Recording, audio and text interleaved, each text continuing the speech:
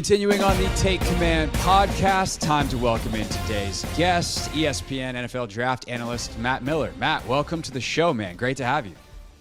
Yeah, it's good to be on with you guys. Unfortunately, it's draft season already for Commanders fans, but it's good news for people in my line of work, right? You know, that we it's early to mid-December. We're getting called up. I'll tell you, when I was at Bleacher Report for a decade, and it'd always be funny in those editorial meetings. Every week I'd pop in like to the Zoom call and I'd be like, okay, are Browns fans talking about the draft yet? You know, so it's like, it's not Browns fans anymore, but it's like, I always knew like, okay, you know, it's like week 10, Browns fans are talking about the draft. It's time to call Matt into the lineup. So it's a good time of year for me. Yeah, no, for sure. It's a good time for year for us because getting you on is, I'm sure, much easier now than it will be in like February and March. So we'll take the exclusivity as everyone else cares about, you know, the playoffs. So Logan asked me a question to start the podcast that I thought was actually very interesting, and I don't know in terms of your background and how you kind of approach what you do on the media side of this, the answer to it. But he asked, you know, hey, does Matt do more scouting or more talent evaluation? Talent evaluation being like, hey, what's on tape? Scouting being all of the other stuff that goes into a player profile. So how do you approach the job, and how does that change from now at the end of college football season until the NFL draft? No, that's such a great question. And I almost wish there was you could have like a resume on social media that says like, hey, here's how I do things, because that really like leads to a bigger jumping off point even of like, how do you do a mock draft? Is it what you would do, or is it what you think teams will do? And so it's just this like philosophical question that we could spend hours talking about. So short answer, both. And I came up in this industry. I always wanted to be a scout. I wanted to work for a team and scout players, you know, and I think that's why journalism always appealed to me, because you're trying to find out the truth about a player. And so I still approach the job the same way of, you know, I'm going to watch every game that I possibly can, understanding that there are about 700 players that we have to be aware of, right? I'm not going to lie to you guys and pretend like I've watched 12 games on Duke's right guard. No, I haven't, you know, but, you know, quarterbacks, especially, you watch every game.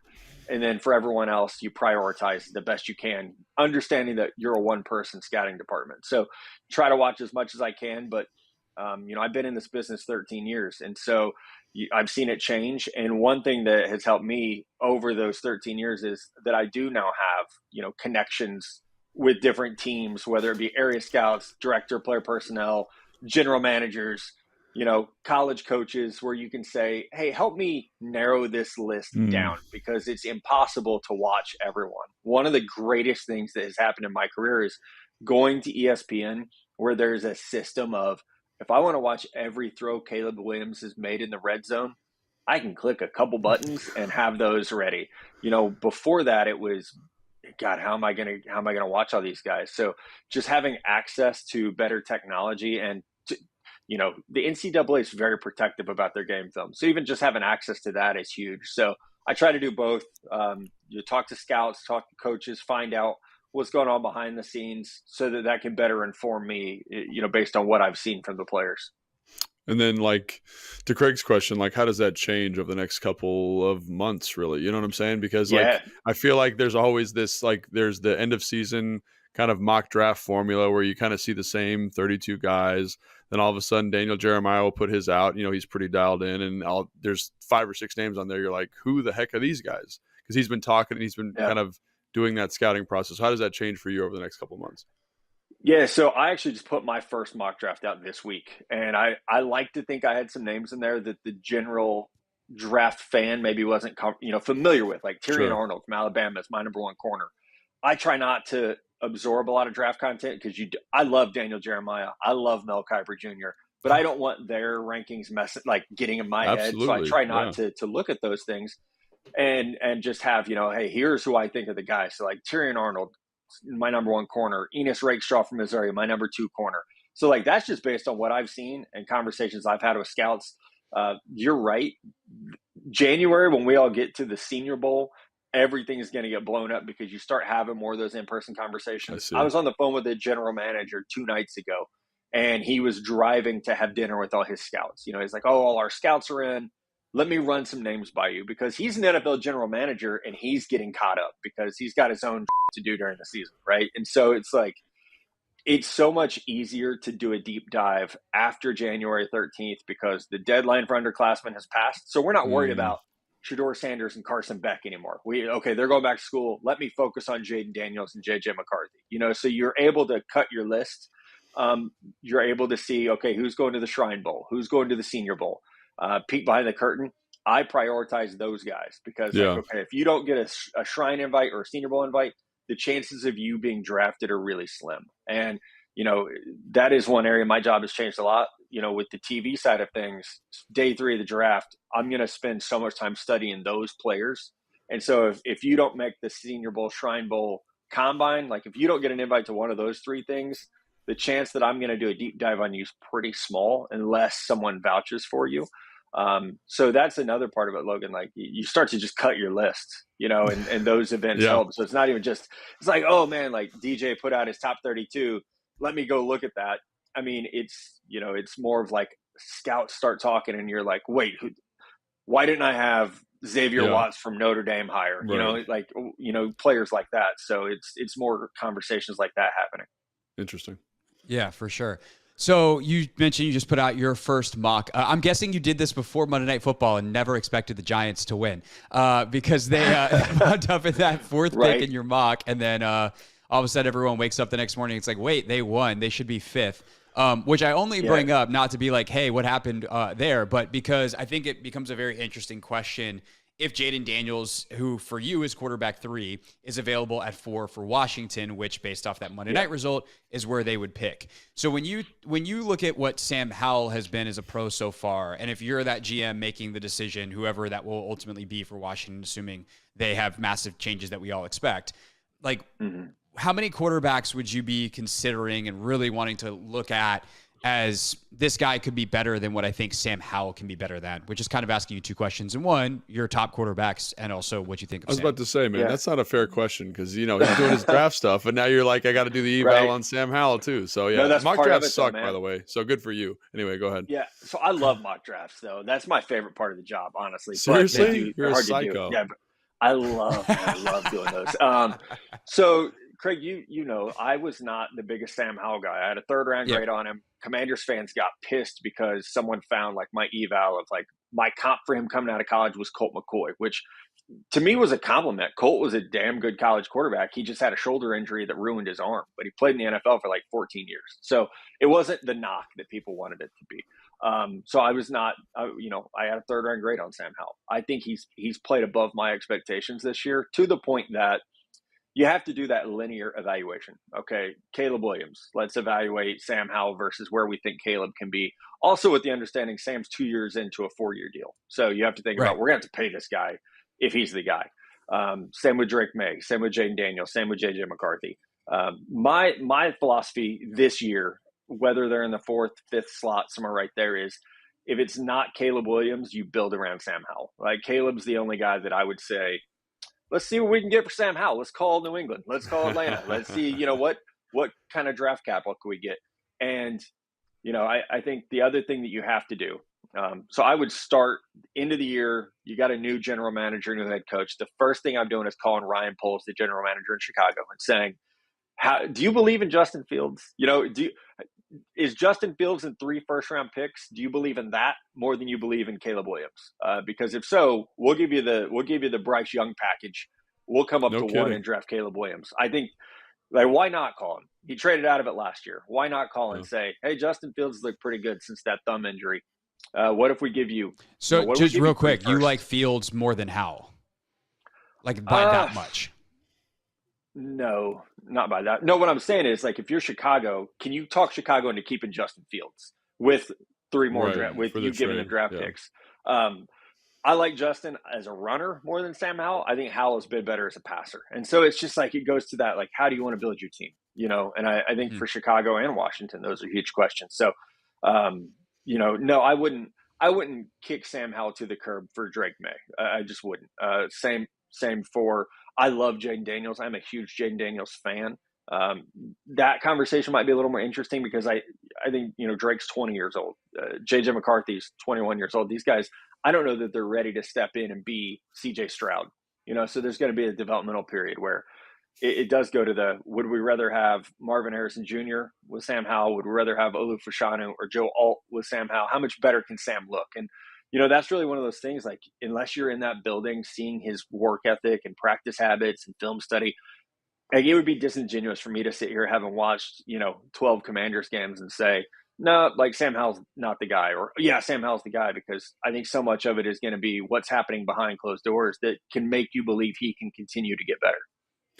Yeah, and so one of the things you said there that I thought was interesting is, like, if you were to tier, let's say, your top 15 guys, like, who's tier one? Because everyone does these linear drafts, and it makes sense. Like, it's a linear big board. But, like, I don't think of the draft that way, because it's like, who are the best players? Are they in the same tier? And like, you kind of said something there about the quarterbacks, which I thought was interesting. Like, there was one guy that's kind of head and shoulders above everybody else. How do those other quarterbacks shake out in comparison to, like, a Marvin Harrison Jr.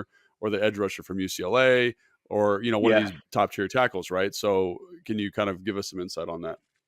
Yeah, I think there's a clear top tier this year. I would say that's Caleb Williams, Marvin Harrison Jr., and Olu Fashanu. Like, I feel comfortable saying those guys are in a group by themselves. Yeah, like, they're in most drafts, they would be the number one overall player. It's like, they're that good. Even like, if Caleb Williams had been in the draft last year, he would have gone first overall. And that's, we could say what we want about, did the Panthers make the right call with Bryce Young? He would have gone first overall. I think, the quarterbacks are always going to get inflated. Most drafts, Olu Fashanu would be a number one overall player. Marvin Harrison Jr. would be a number one overall player, even if they're not the first pick, because they understand quarterbacks go first. But they would be the top ranked player. I think after that, there's a drop off. After that, you get into Drake May, quarterback North Carolina. You get into Joe Alt, the left tackle from Notre Dame. I think that's where you see Leatu Latu, the DN from UCLA that you mentioned. Medicals are going to be huge for him, to where we could be talking about a top 10 pick, or we could be talking about a second round pick with him. Dallas Turner from Alabama, pass rusher, is right in that group as well, I would say. Brock Bowers, the tight end from Georgia. You got 3 wide receivers I would put in there: Keon Coleman, Florida State; Malik Neighbors, LSU; and Roma Dunze from Washington. And then after that, you get to another tier after that. So, like, guys that I will have a true first round grade on, it's probably like 11 or 12 this year. I think in a quote unquote normal year, you're probably going to have 15, 16. So in terms of, like, true blue chip talent, and I should have mentioned, I would put Jaden Daniels right in that group too, probably at the tail end of it. True first round grades, those are the guys I would put in there. In that tier 2 group, you're saying, with Jaden Daniels? Yeah. So I'm a Jaden Daniels fan, guys. It's interesting. We'll see what happens with whomever gets hired there, and what the offense looks like. But no player improved more in college football this year than Jaden Daniels, and I love to see that from quarterbacks. Like, 2022, he was good, but he wasn't this. And you see the work he put in, and then you're like, damn, that dude took off. And it's not like artificial. He got better at certain skill sets that are obvious to see on film, and that's where you get pretty excited. So let me ask you that kind of follow-up to go deeper on that, though, because I feel like sometimes that's a little scary, is like what actually happens is a guy figures out college football, and it's like, oh, is he ever going to be able to make the next step and figure out the NFL? So how do you try to differentiate a guy who figured out college football versus a guy that made a huge, significant leap like Jaden Daniels did that can carry that kind of improvement into the league? What helps is when you play in the SEC West. So if you're at LSU, like, come on, you're not playing. It's not at Colorado, like, you're playing the best of the best in the SEC week in and week out. And we were talking about corners earlier, Tyrion Arnold, Enos Rakestraw, Kool-Aid McKinstry, Kamari Lassiter. There are just 4 corners right there from the SEC. They're going to be first round picks. So, like, you're seeing the best talent. And so I think you always have that worry. Hey, this guy's 22. He's playing against 19-year-olds. Did it just click for him because he's physically at his peak, or is it because he's been in college for 4 years and it clicked? Those are all questions that you have to answer. And I think what helps me with Jaden Daniels specifically is I've talked to coaches at LSU that say, no, what clicked was the work ethic. He started to understand what he had to do to be great. And he was in here every day working his ass off. He gained like 15 pounds of muscle because he knew he needed to get better there. I can watch his 2022 tape and see him dropping his eyes and running around like crazy when he gets pressured. I watch him in 2023. Eyes are downfield. He gets pressured. He understands he has numbers, and he's layering it over the top to two really good receivers, and Malik Neighbors and Brian Thomas Jr. I was about to say, man, he's got some good receivers he's got too. Some dudes. Yeah. I always say, like, so did Joe Burrow. So did CJ Stroud. It's like, and I think last year someone asked Hendon Hooker about that, and he said, "It's not my fault my receivers get open." And he's right. It's not. It's like you would be dumb not to throw to them because they're open. Yeah. So do you hit him in timing, and do you hit him accurately? Yeah. And I think that's where, like, I love the analytics side of things. It helps me do my job, but there's no substitute to turning on the tape and seeing, man, I'm watching this guy make plays with his eyes and arm in the pocket that he never made before. And that's where, like, I get excited about his development. Yeah, so you said something interesting earlier when you were talking about Caleb Williams and how you would potentially trade up for him. If one of those three guys that you mentioned aren't there when Washington, I guess, is picking at 4, is that right, Craig? 4? Yeah, with where we are right now, they're picking 4th. Obviously, 4 games to go. And obviously, how quarterbacks tend to go, and you seem very high on Sam Howell. Like, would you trade back out of that 4th pick if you make the decision to stay with Sam? And it does seem like that second tier is pretty meaty with some good football players in it, and you can get back out of there and still get a good football player. I think trading back is certainly on the table, and I'm not trying to like hedge here at all. It really depends on what happens at 2-3. So let's say, just for fun, Chicago takes Caleb Williams, New England takes Drake May, the Arizona Cardinals take Marvin Harrison Jr. You're sitting at 4 with Olu Fashanu on the board. Just take him. He's the first tier, right? Man. You got to take him. Exactly, top tier. And I like Joe Alt as well, but the difference between those guys is significant enough for me that you don't risk it. You don't risk, hey, what if we move back? Especially where you have a division rival, the New York Giants, sitting at 5. Don't help them. Like, don't give them potentially a good player. So in that scenario, you take Fashanu and you feel great about it. And then round 2, you're like, hey, let's get some receivers in round 2. And this is a fun study. And you guys, if you get some downtime, do this. Look at the best left tackles in the NFL. Most of them were first-round picks. Right. Now, you want to look at the best wide receivers in the NFL? You got a laundry list of guys round 2, round 3. So, could you find, an A.J. Brown type talent, the top round 2, or Deebo Samuel? Hell yeah, happens every year. So, especially this year too, right? Fashanu, right. I had 8 wide receivers going to my round 1 mock draft. That would be a record. And there were like 2 or 3 more guys I probably could have fit in there. So the wide receiver class is so deep. And I know fans, Washington fans, you guys have a lot of needs. That's just where you're at. You're drafting 4. You obviously have some needs, but you can stack the board pretty well this year, I think. If you go tackle round 1, whether it's edge rusher or wide receiver in round 2, like there's good depth there.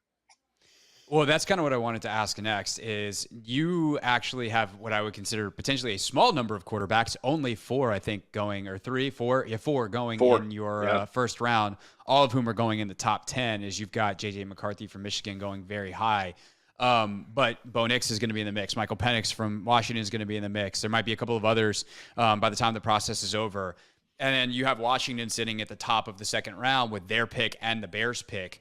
Who are some of the guys that like, how would you grade like the position Washington is in with those 2 picks at the top of the second round?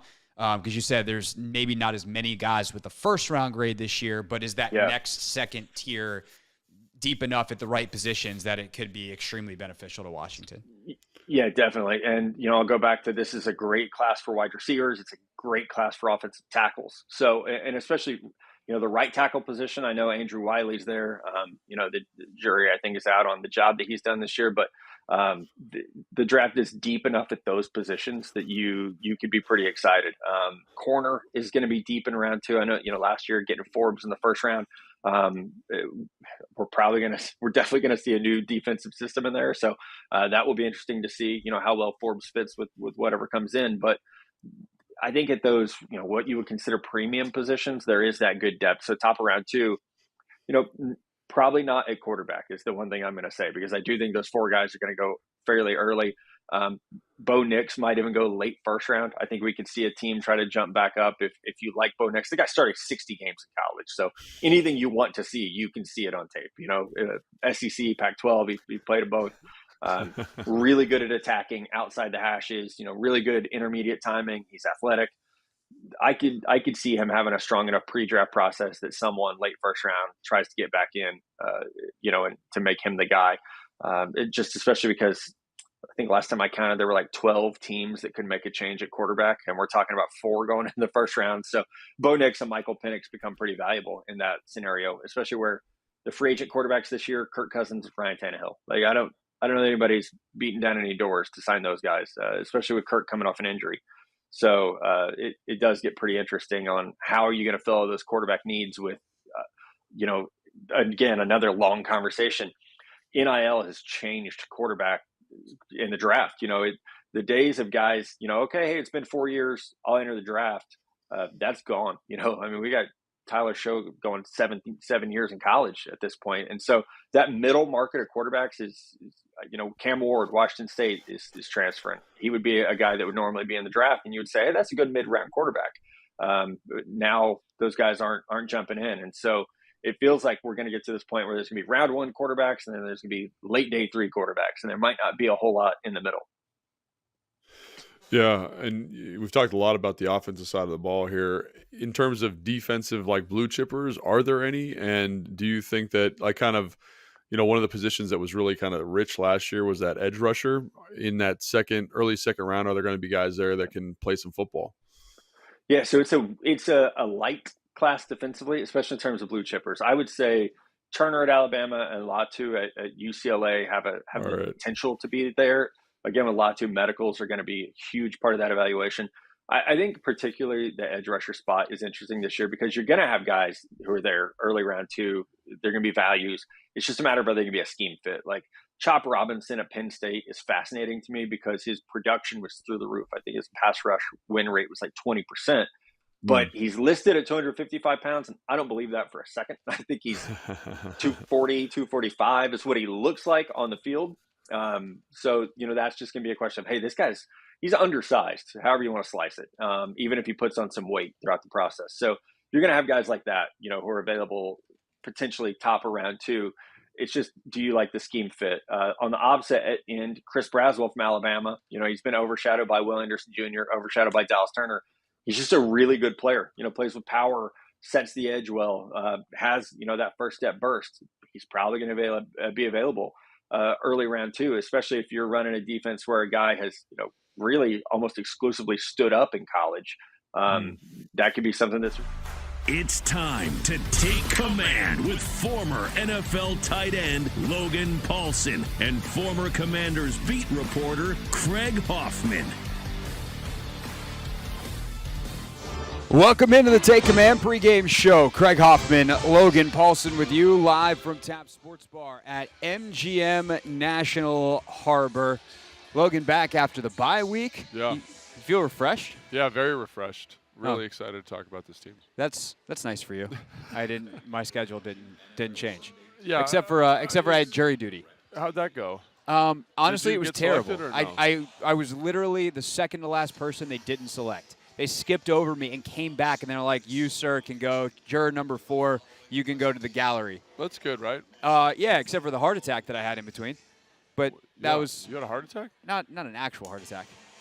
What do you mean? Like I didn't want to be on a jury. I know, so they skipped you, and then and I was back. Like, oh, crap, they picked me. I'm going to be on a jury. For the jury selection, what kind of questions did they ask you? Or did you even get to that part? Yeah, no, we had our voir dire questions, which I learned afterwards from my wife, who minored in Latin. That it's apparently Latin. Yeah, they asked about, do you have any, specific to the case, a couple of questions, do you have any strong feelings about issues relevant to the case? Do you have any lawyers in your family? Yeah, you always say yes to those questions. Well, it's easy because I do have lawyers in my family. Yeah, so just say yes. Next time I'm going to be stronger with it. It's like, do you have any strong opinions on lawyers? Like, yes, my wife works in legal marketing, and they make her life hell. I hate them. All right, sir, you're free to go. Yeah. Anyway, apropos of none of that, it is a game week here on the Team 980 and 106.7 The Fan, a burgundy and gold game day. Rams and Commanders play 4:05 in L.A., we'll have our eye on the rest of the games, obviously, which is very easy because they are all on in front of us here at Tap Sports Bar. But, Logan, I want to start actually with a game that already happened this week, and with some news that came down and where that puts us going into the offseason. And it's actually the other LA team, which got their doors absolutely blown off on Thursday. Wild game. Gave up 42 points in the first half, 63 overall, to a team, by the way, who got shut out by the Minnesota Vikings 5 days prior in the Las Vegas Raiders. The Chargers doing that cost Brandon Staley his job. And it seems to be, to me, what is a very lazy consensus, that is the best job on the market this offseason. Now, of course, we all expect changes here in Washington, and I actually, depending on what I was looking for as a coach, would like the Washington job better than the LA job. And I know that sounds crazy because they have Justin Herbert, and Herbert's awesome. But without me explaining my why here to you and the audience, how do you rank some of the jobs you think that are going to be available? We expect Chicago could become available, although they're 5-8 and are playing better. But Chicago, the Chargers, Washington, New England, anybody else that Vegas obviously has an opening already. What do you make of these jobs, and what do you think these coaches are going to look for? Yeah, I mean, if I was a head coaching candidate, and it's always fun to put that hat on, I'd probably think the Chicago job would be the best one, in my opinion. They got a ton of cap space. I think their roster's not great, but it's not bad. The offensive line's playing better. They've got some good skill position guys. Their running game's strong. In terms of running back personnel, I think defensively they've got some distance to cover, but since Sweat got there, they're a top 5 defense. Yeah, they've been playing much, much better. So I think that's the job, considering you also, in addition to cap space, have 2 top 10 picks, in a draft that's got some blue chippers, like we talked to Matt Miller about a couple days ago on the podcast. So I think that's something that job definitively screams like, this is, if you're a head coach and you're trying to establish your culture and your program, you have the opportunity to add a starting quarterback, probably Caleb Williams, and then a difference maker in terms of offensive line or receiver. And I think that those are the things that I want to do, and I want to make sure that we're creating good offense. We've got defensive personnel in place, and I think that just feels like the right position. And then I think I'd probably go LA over here. And again, like, this is not really understanding the total leadership or the ownership dynamic there. I've heard a couple different testimonies about leadership there, ownership specifically, how supportive they are of the team and stuff. So obviously, if I had more insight on that, I could give you a better kind of critique. Because if it's not, if it is not as supportive as people have seemed to indicate, then I don't want the job. Well, that's the thing. The Spanos family that owns the Chargers has had a very mixed bag of reviews over the years. Obviously, one of their most significant move in the history of the franchise is to the fact that they moved it from San Diego to L.A., and depending on whether you're in San Diego, L.A., the league office, wherever, that colors how you view the family. But they definitely don't have the best ownership. And I think that the rosters – it's not that it's like they have a better roster currently than what is here. They are the most disappointing team to me in the NFL this season. But moving forward, it is an older roster that is very expensive. They do have some levels of flexibility. But for me, what I would value is great ownership and resources. Because inherently, if you're taking a job, you just came off of a not good season. Nobody gets fired after a good year. And so I want the ability to change stuff. And with that's why Chicago's interesting, although I think the ownership situation here is better than it is in Chicago. Yeah, I'm not super familiar with them. I mean, it's still the, that established family. Yeah, McCaskey family, and the matriarch of that family is like 100 years old. And so, time being what it is, you'd imagine there's whatever the succession plan is in place, you'd want to understand that. Well, God, imagine having to ask that in an interview. So what's the succession plan?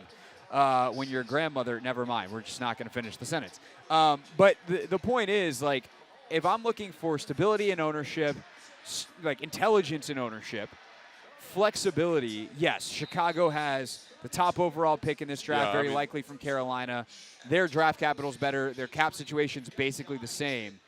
And then I think it just comes down to that ownership part of it, and that's where I might lean Washington, but you do have a hard time saying, like, oh, no, for all the same reasons that I'd like Washington over maybe L.A., that you wouldn't like Chicago slightly better than Washington, unless you have some fondness for this area or some dislike of extremely cold, windy cities. Yeah, and I do think that I don't know. I still think you can't overstate how important Justin Herbert is to a coach. So I do think, like, to your point, this job here is very, very appetizing. I think having a new owner or a stable ownership situation, that's so, so important. I think you do have a lot of resources. You have a lot of draft resources. You have a lot of money. And I think all those things are very, very important. And, you know, people say, oh, the facilities, this. I don't know. Maybe that's just me. Facilities are going to get rebuilt in the next couple of years. And honestly, if I'm a coach and I want the chance to shape something, like, I'm going to have a big say in what those facilities look like. That's what I'm saying. Like, it doesn't really bother me as a coach. The facility here, like, I've been on 5 different teams in the NFL, including Washington and Chicago. Yes, and the facilities, while a factor, are not the only factor in my decision. Like, the other things that I just listed, if I'm trying to be a head coach, even if I'm a player, like, I think people overvalue how important facilities are to players. It is nice to have certain amenities. It's not the only thing, and I think that's something people often get super caught up in for whatever reason. But I do think this is a really good job. You know, some of the other jobs on that article that we were kind of referencing are like Atlanta, which I think is a great job. If it does come open, the Jets, which I think I'm less like warm on that because I think the ownership there is a little bit dicey in my opinion. Ownership's not been historically great. And so obviously, like, for us, even just like in this casual conversation, I do think that the ownership is a huge element, and I think the ownership situation here is going to be incredibly stable. I think how Josh Harris has handled the Ron Rivera situation is a testament to him, and if I'm a coach coming in, I'm like, he's going to do what he says. So if he says, if I say I got a 3-year plan and he's okay with that, I know I'm going to get 3 years. It's not going to be like the guy in Carolina who's like, oh, it's been 10 weeks. We'll give Matt Rule a 6-year contract and fire him after 2. Yeah, and I just think that's not what I want. I want a guy who's going to let me kind of get my vision, build a culture, all those types of things. And one of the criticisms of this location is that you got to rebuild your culture in Washington. I hate to break it to you. If you're firing your head coach, you got to rebuild the culture everywhere. Like, you think the culture in LA is great? No. Right. Do you think the culture in Chicago is great right now? No. Like, you wouldn't be talking about moving on from your head coach if it was like a super dynamic culture that was like breeding a winner. Like, that's why we're having this conversation in terms of jobs coming open. I think, you know, if you're a Commanders fan, you want to root hard for Chicago down the stretch. One, you don't want them to be in this coaching search. And if Eberflus can go to his owner and be like, look, we got a little bit more talent influx in Montez Sweat on defense, and we played as a top 5 unit. That's my bread and butter. I promise we'll work on the offensive side, and we're going to hire someone to work with Caleb Williams, and we're going to take him, or, you know, we'll trade Justin Fields. Like, there's so much they can do to fix that. But then also, obviously, you're competing for them head-to-head. Record-wise, you finish worse, you get the higher pick. Yeah. And the beauty of it for Chicago is they just got to have Carolina keep Carolinaing. And they're going to get the number 1 pick via the trade from last year. So if those things are relatively equal, there is one other factor here, and this is where I think Josh Harris is a huge factor. Josh Harris will pay. Yeah. And this is something where, like, Carolina is going to be able to overcome some of their nonsense because David Tepper will sign a gigantic check. Right. And so, to me, like, that's going to be the final straw is if a Ben Johnson or whoever the top candidate is trying to decide between Chicago and Washington, and he really likes Sam Howell and thinks like, hey, there's a way to build around Sam that's great. You know, Williams is intriguing. I don't know. Hey, I'm going to offer you $7 million a year. Chicago's going to offer $5 million. Well, then I'm probably going to Washington. Yeah. So that's always one of the things you learn very early in a journalism career is follow the money. Yeah. So for all these other factors, I think those factors get you in the door. What gets you to be able to close the door behind you with the coach that you want in the room is your paycheck, and certainly Josh Harris is someone who I think is going to be willing to pay. So something to keep in mind over these next couple of weeks. We'll see how it goes. Obviously, the GM pairing becomes very important as well. We'll be following all that, not only here on the radio, but on the Take Command podcast, which you can subscribe to and comes to your feeds 3 times per week. This is, however, allegedly a pregame show, so we will talk about the game as we move forward. Kevin Sheehan joins us, as always, 30 minutes into the show, about 18 minutes from now, and next we will start taking a look at the matchup. Rams and Commanders coming up just after 4 o'clock. It is the Take Command pregame show here on 106.7 The Fan, the Team 980, YouTube for both stations as well. It is a burgundy and gold game day.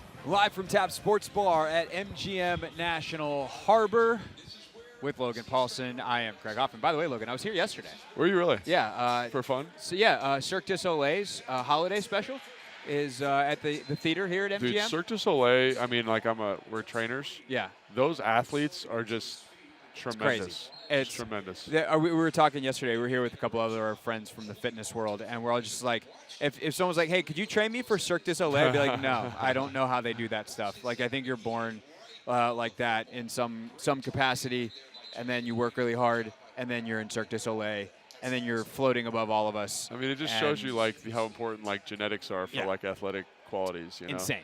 Like the arm levers, all that kind of, or the limb levers, all that kind of stuff is just unbelievable. I do believe the show is wrapping up, so not many more chances to see it, but we'll recommend. My personal recommendation. What was the theme? Not a paid endorsement, but Holidays. is the show. DAZE at the end of that. Holidays special here at MGM National Harbor at the theater from Cirque du Soleil. Very cool. Might have to go going out to Vegas for the Super Bowl. Might have to go see a Cirque show out there.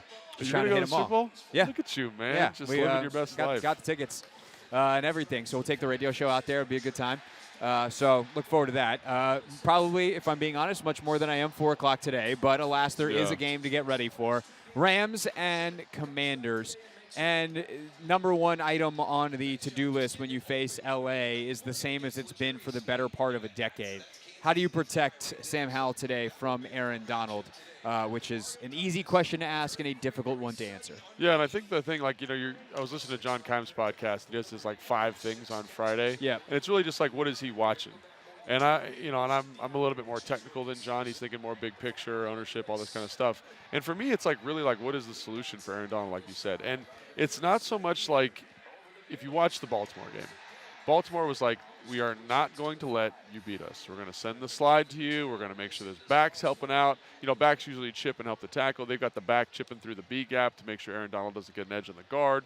Like, it was just such a point of emphasis. They've got tight ends in. They're changing their protection surfaces. It was very nuanced and just a great job by them. And if there's one criticism I could levy against EB over the course of this year is that he's been very deliberate about staying in 5-man pros. And if you look at the analytics, 5-man protections are great because you get more eligibles out of the route concept. You can distribute it better. And they've done some stuff, like they've layered that with like chip help and, different variations of those types of protections, which is awesome. But in this game, I'm kind of like, man, with all of the trouble that this team has been having with simulated 4-man pressures and how easy it is with Aaron Donald to create those, I really think you just got to see a really nice protection plan this week. It's something I have to see. They don't blitz a ton, but if I'm Raheem Morris, I look at this team and I say, shoot, if we can dictate the slide, which with Aaron Donald is going to be super easy, we're just going to run a guy directly through the A gap or the B gap, depending on how they distribute it, and there's going to be no one there to block him every single time. So that's something that I'm like, I really want to see that level of like, what's the word I'm looking for? Kind of thought and prioritizing this element and saying, instead of just sticking with like what we've been good at and what we've been comfortable with over the last couple of weeks, comfortable and good at are two different things. But you know what I'm saying? Because prior to the last 2 weeks, right? They were doing what this offense does. They were in a lot of 5-man pros, and it looked really good. And everyone's like, Sam Howell's the guy. And obviously against better teams, didn't work as well.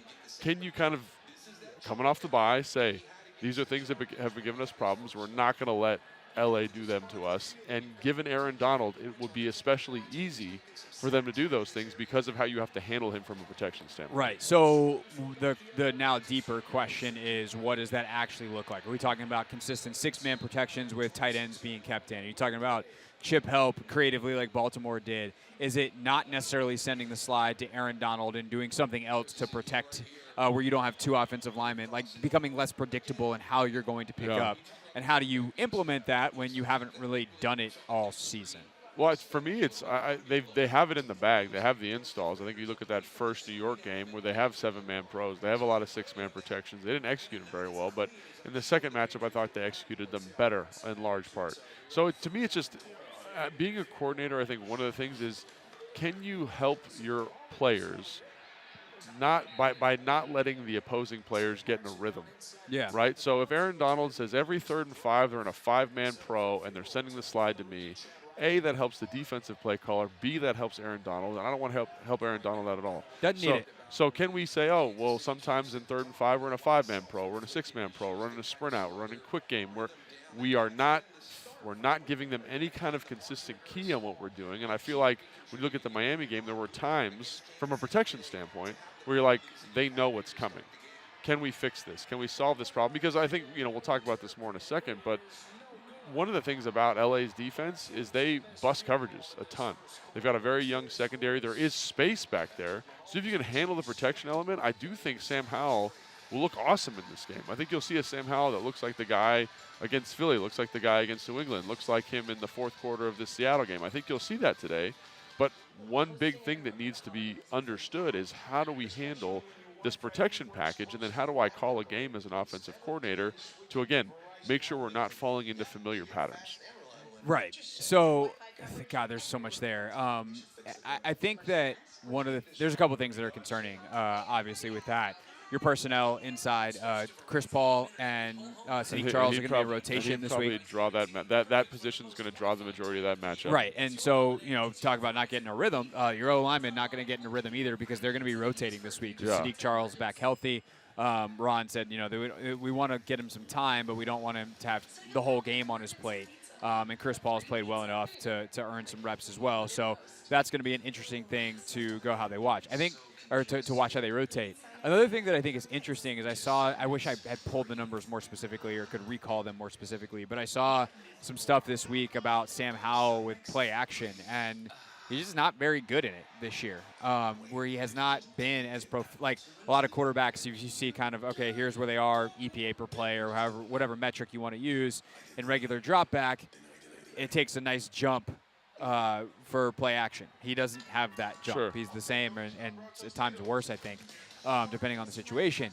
And so when you talk about moving the pocket, that's something that he's done very well with, some of these rolls and half rolls and things like that. Yeah. It's also a good way to, can you half roll, set up, throw a big play back across the formation. You haven't hit one of those, but there's been a couple of opportunities that have been close where Sam's either got to throw them or protection's got to hold up or whatever.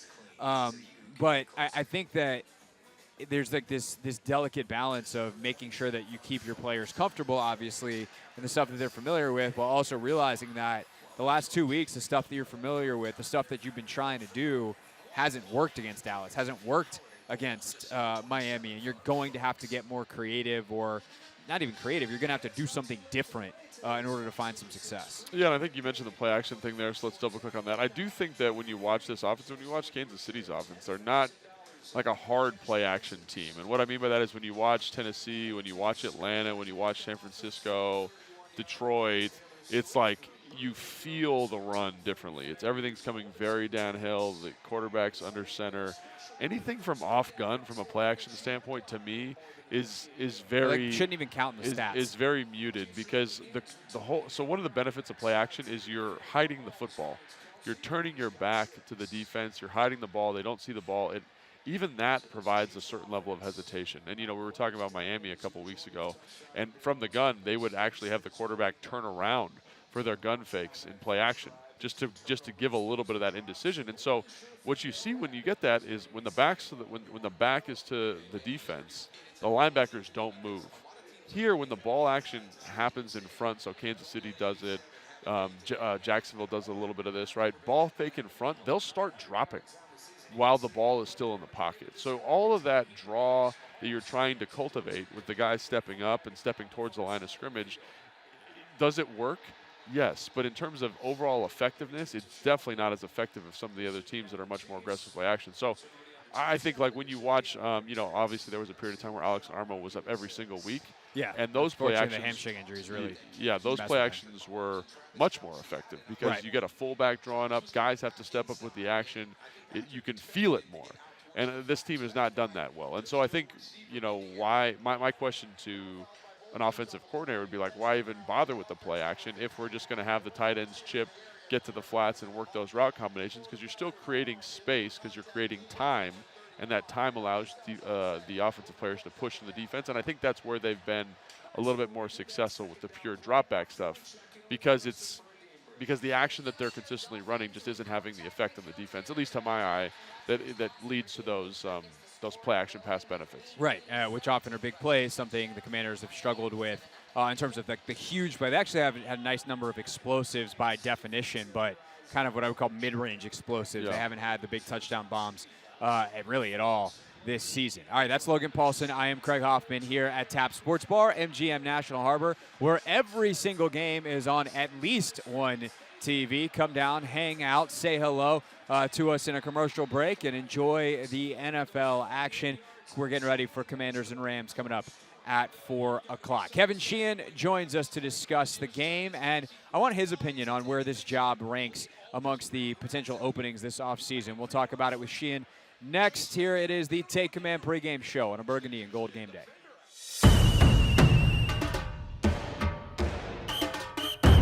Put your hands on somebody and kind of know what they like to do to shed and kind of get a feel for it. And so as you get to know them better and they get to know you, you kind of start playing that advanced like chess metric. And I think the familiarity breeds like a faster game quality, because like I know exactly what this defense is. I know exactly how they're going to play this run. We ran it against them, 6 weeks ago. Let's see it again. And we ran it against them last year twice. You know what I'm saying? So you get a really good feel for that. And obviously, like, the fans in the stadium are just a little bit more up. And so I definitely think the divisional thing is real. And you talk about it differently. You talk about divisional games in the week in a different way. So it's definitely something that's 100% real. And, in the context of the Giants, like, for whatever reason, they just have a good feel for this team. They have a good feel, good opportunity. Like, in our Take Fives, we talked about some Giant stories. Like I felt like during early in my playing career, I had a really good feel for what the Giants were doing. Like, I don't know what it was. When I went in that game, I just felt like I knew them really well. And sometimes when the Giants play the Commanders, it's like they just have a good knack and feel for kind of the holes and the wrinkles in the defense and ways to scheme stuff open. So I think divisional games are so fun. They're so fun to watch. They're so fun to play in. And I think they're fun to talk about because, like you said, even in this game where, we're going to talk about the Giants here in a second, Giants aren't a very good football team at the moment. Like, I don't know. And like Santana Moss is this is one of my favorite things he does. He's very consistent with his points of analysis. And anytime we're playing a divisional game, he's like, you can't count the other team out. And I think that's 100% accurate. And so whatever the record is, however bad the Giants have played, like, this team, the Commanders, need to come and like put their best foot forward and just say, like, we are the better football team, we're the better roster, and play like it. And I think ultimately that's what this game comes down to.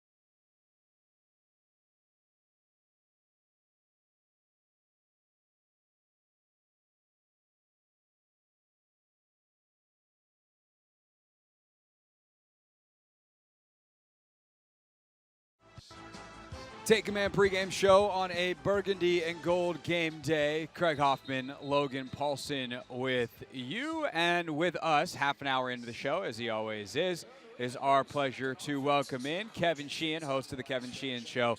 Weekdays on the Team 980. Kevin, how are you, sir? What's up, boys? How you doing? Doing well. Great to have you as always. So we started the show talking not about the game itself, but about what is coming, which is obviously some changes. And following the Chargers changes this week, there's a lot of talk about what's the best job available. How would you stack the Washington job up with the rest of the jobs that you expect to become available? LA, obviously, amongst them. Higher than a lot of the lists that I've seen, that's for sure. I mean, I understand the Chargers and the Bears, the Bears having the opportunity with Carolina's first pick to potentially take a franchise-changing quarterback, not to mention their other picks. The Chargers with an established quarterback that, with some weapons when they're healthy, and some of the best facilities anywhere in the NFL. I understand those two. I don't understand any of the others. I guess New England could be interesting if it came available, if they've got the second pick or third pick in the draft. But I think Washington's high up there, and I think it's being talked in a much different way than it's ever been talked about before for obvious reasons. Dan's not there. And so the place is viewed as much less toxic than it's ever been. But, we've all talked about the same things. Top 2 or 3 salary cap availability space-wise, 5 picks in the first 3 rounds. Maybe if you decide Sam Howell is somebody you can build around, somebody that's already there at quarterback, on a still rookie deal. So I would put it, no worse than 3rd or 4th. Yeah, I mean, that's where I sat as well with the ownership situation. Like, it's someone who we think is a very, very good owner, the kind you'd have to work for. Also, I think he'll pay people, which is very relevant when it comes down to breaking ties amongst other good jobs. But we'll see in terms of that. But, Logan, you want to keep going on this, or you want to actually So the thing I wanted to ask him coming out of that conversation is, like, Kevin, one of the big pieces here is, like, can you build around Sam Howell? And I just wanted to get your thoughts on how you felt about him coming off of 2 games that weren't great, and, like, what does he need to do to kind of solidify him kind of being the guy for the next staff? Man, I'm so glad you asked that, because we haven't talked about him at all this year. I'm still not, convinced. Right. But I'm still way ahead of maybe where I thought I would be, because I didn't really have expectations one way or the other. But I definitely believe there's been more to like than dislike. And that's encouraging. He can really throw it. We kind of knew that before. He can really play off schedule. We kind of knew that before. He's with, according to everybody, and Logan, more than anybody else, the intangibles are all there. He loves football. He works at it. People like him in the building. He's smart. Like, all of those things are there. What I still see with him, and maybe it's a function of the offense or the play calling, certainly the offensive line has something to do with it. I still see a guy that sometimes plays small in the pocket. Interesting. And he is a smaller quarterback. It doesn't always affect smaller quarterbacks, but I see a guy that sometimes doesn't see it as quickly as he needs to. Doesn't mean he won't get better in that area, won't process better, won't see it better, that a new system, new play calling, whatever, couldn't improve that. All of these things are still a work in progress. But I don't see how you couldn't, no matter what, you've got to evaluate all of the quarterbacks if you are picking in the top 4 or 5. Because if you think somebody's better than Sam long term, you got to take him. Because I don't know that I see greatness there. I don't know that I see elite, but I certainly wouldn't be opposed through 13 games if they didn't like any of the quarterbacks, or if they didn't love any of the quarterbacks that they had a chance to take, choosing to build around him and try that for another year or two. But I'm not convinced, at this point. For whatever it's worth, Matt Miller, ESPN's NFL draft analyst, said on the podcast this week that Caleb Williams, at this point in his evaluations, is the only guy he'd take over, just continuing with Howell. So it's also going to, like you said, they're going to evaluate. They'll see who they think is better moving forward and go on from there. Kevin, how much stock do you put in today's game specifically? Because the final three defenses Howell is going to play are three of the best in the league. Jets, 49ers, Cowboys. This seems like the last best opportunity for Howell. So how do you weigh this performance today versus how he performs against some of the best defenses in the league? Yeah, I mean, I remember we talked about this before the Thanksgiving Day game. You know, if you stacked up the defenses they had played through the course of the year, including Philadelphia's, which, you know, it wasn't necessarily reflected at the time, but you could tell that it cards during the early portion of the season that we were going to learn more against the Cowboys, against the Dolphins, Jets, 49ers, and Cowboys again. And so I think these games are important for him and important in the evaluation. And he hasn't played, you know, he hasn't played poorly. These weren't his worst games, the Dolphin game or the Cowboy game, certainly not the Cowboy game in the 2 quarters and a half. But yeah, I think it's important to see. I think it's the only thing to really keep us locked in and watching over these final 4 games. I mean, you kind of answered this question already, but to me, what do you watch today? Like, what are you hoping to get out of today? I mean, obviously this is the Sam stuff, but is there anything else specifically, like on the defensive side of the ball, that you say, man, I'm really curious to see how player XYZ plays? You know what, Logan, this might be overrated. You're a player. You would know more than I. But I've always loved, and this is a different situation because you're going to have a whole new staff. But you're down and out, and I do think there's something that you can measure in a player in the way they compete and the way they play in games that, you know, are meaningless to the standings, meaningless to a playoff race. And they've been shellacked defensively for 2 straight weeks, even though there were some things that were better, believe it or not, against Miami. You know, they seemed to, there was a ton of TFLs, if you recall. It seems like that game was, you know, months ago now. And decent performances. I think, you know, Henry was decent. And I like watching him. I actually want to watch the other defensive end, whose name escapes me, from Louisiana. The long Andre Jones guy. Jr., yeah. Thank you. It's been a couple of weeks. But I love his length. And so there's some guys there to watch. I was kind of looking forward to seeing how Jamin progressed, because at times this year he's looked the part much more so than he has previously. I also want to see, you know, we know that John and Duran are good players. I want to see how they play the rest of the way, because it's been a rough year for both of them, you know, certainly from a numbers standpoint. And, you know, they've paid both of those guys. So, they're going to be a part of what they do, I think. You know, next year I could theoretically, you know, trade them and John in particular. But I'd like to see the defense play a little bit better. But like a lot of fans, winning wouldn't be a good thing. Competing would be. Yeah, no, 100%. Winning would be catastrophic potentially to the draft position. And you hate to say it, but like you watch how these things go, and the number of top players in a draft, you slip out, and it could change the whole nature of your franchise. Kevin Sheehan with us for another minute here on the Team 980 and 106.7 The Fan on a burgundy and gold game day. We're already into the 1 o'clock window, Kevin, so I don't know if any of your betting picks are tonight or tomorrow night, but also who you got in terms of the number and what it tells us in the Rams-Commanders game. Well, on the show I gave out the Bears and Panthers, so we'll see how that works out. But I also gave out, believe it or not, Washington plus the point. There's something, I mean, nobody's giving them a chance, which, you know, Craig, as you know, is the way I sort of, you know, handicap games. Yeah, there was a couple of stinky fish this week on the lines, and as we picked games on Friday on our show, I just looked at Anthony and went, this doesn't make any sense. Give me the team, Sheehan method, give me the team that makes no sense. Yeah, and, you know, I had somebody on from L.A., didn't know this, but the Rams are 0-5 against teams coming off a bye week this year. And I mean, and that's straight up. So Washington coming off kind of that draining, you know, game in the rain against Baltimore.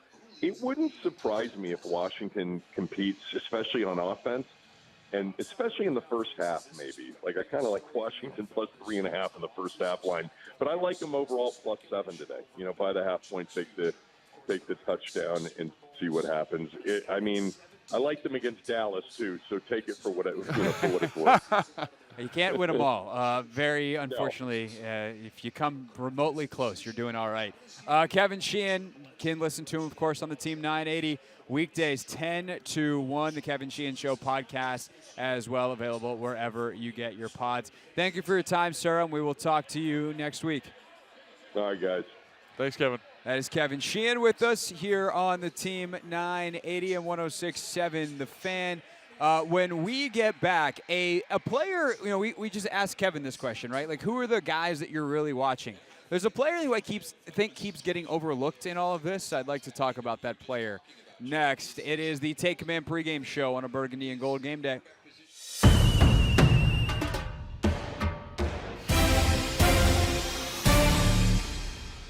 But my favorite story is, I think we were playing Cincinnati. Was it Cincinnati? That's not what depends on the story, but maybe we were playing Cincinnati. So Logan catches this touchdown. Oh, that's right. Yeah, that was Cincinnati. Yep, it was Cincinnati. So we put in this play, and it was like, I think we called it Hoss Juke or something like that. I can't remember what we called it in that offense, but Logan's on a seam, right? So he's our vertical threat, taking the top off the defense. Digging out, guys. We're talking in the week. I don't think we ever said it in the install with those guys, but they're like, listen, Logan's not even in the progression. He's taking the top off this thing. We're trying to work this little option route down. And they bust this coverage. And I mean, he is screaming wide open. I wasn't even supposed to be on the play. They were supposed to sub somebody else in because I thought I was too slow to run this route. Just for the context here for everybody. So he's screaming wide open. And I'm like, Matt, throw it at his back shoulder. You might hit him in stride. If you try and back shoulder him. Threw it right at him. He catches it. It was an awesome touchdown. Yeah. Just the celebration afterwards was so much fun. For me, it was always fun celebrating the touchdowns with the guys that didn't score them all the time. Like, take that, Julio Jones. Yeah, and I'm not. I'm saying that, but like, your role for us was you did the dirty work, and when you see guys that do the dirty work get rewarded for it, that was really cool. Something I'll never forget. The caveman. Yeah. And the caveman was in there in the end zone celebrating. It was awesome.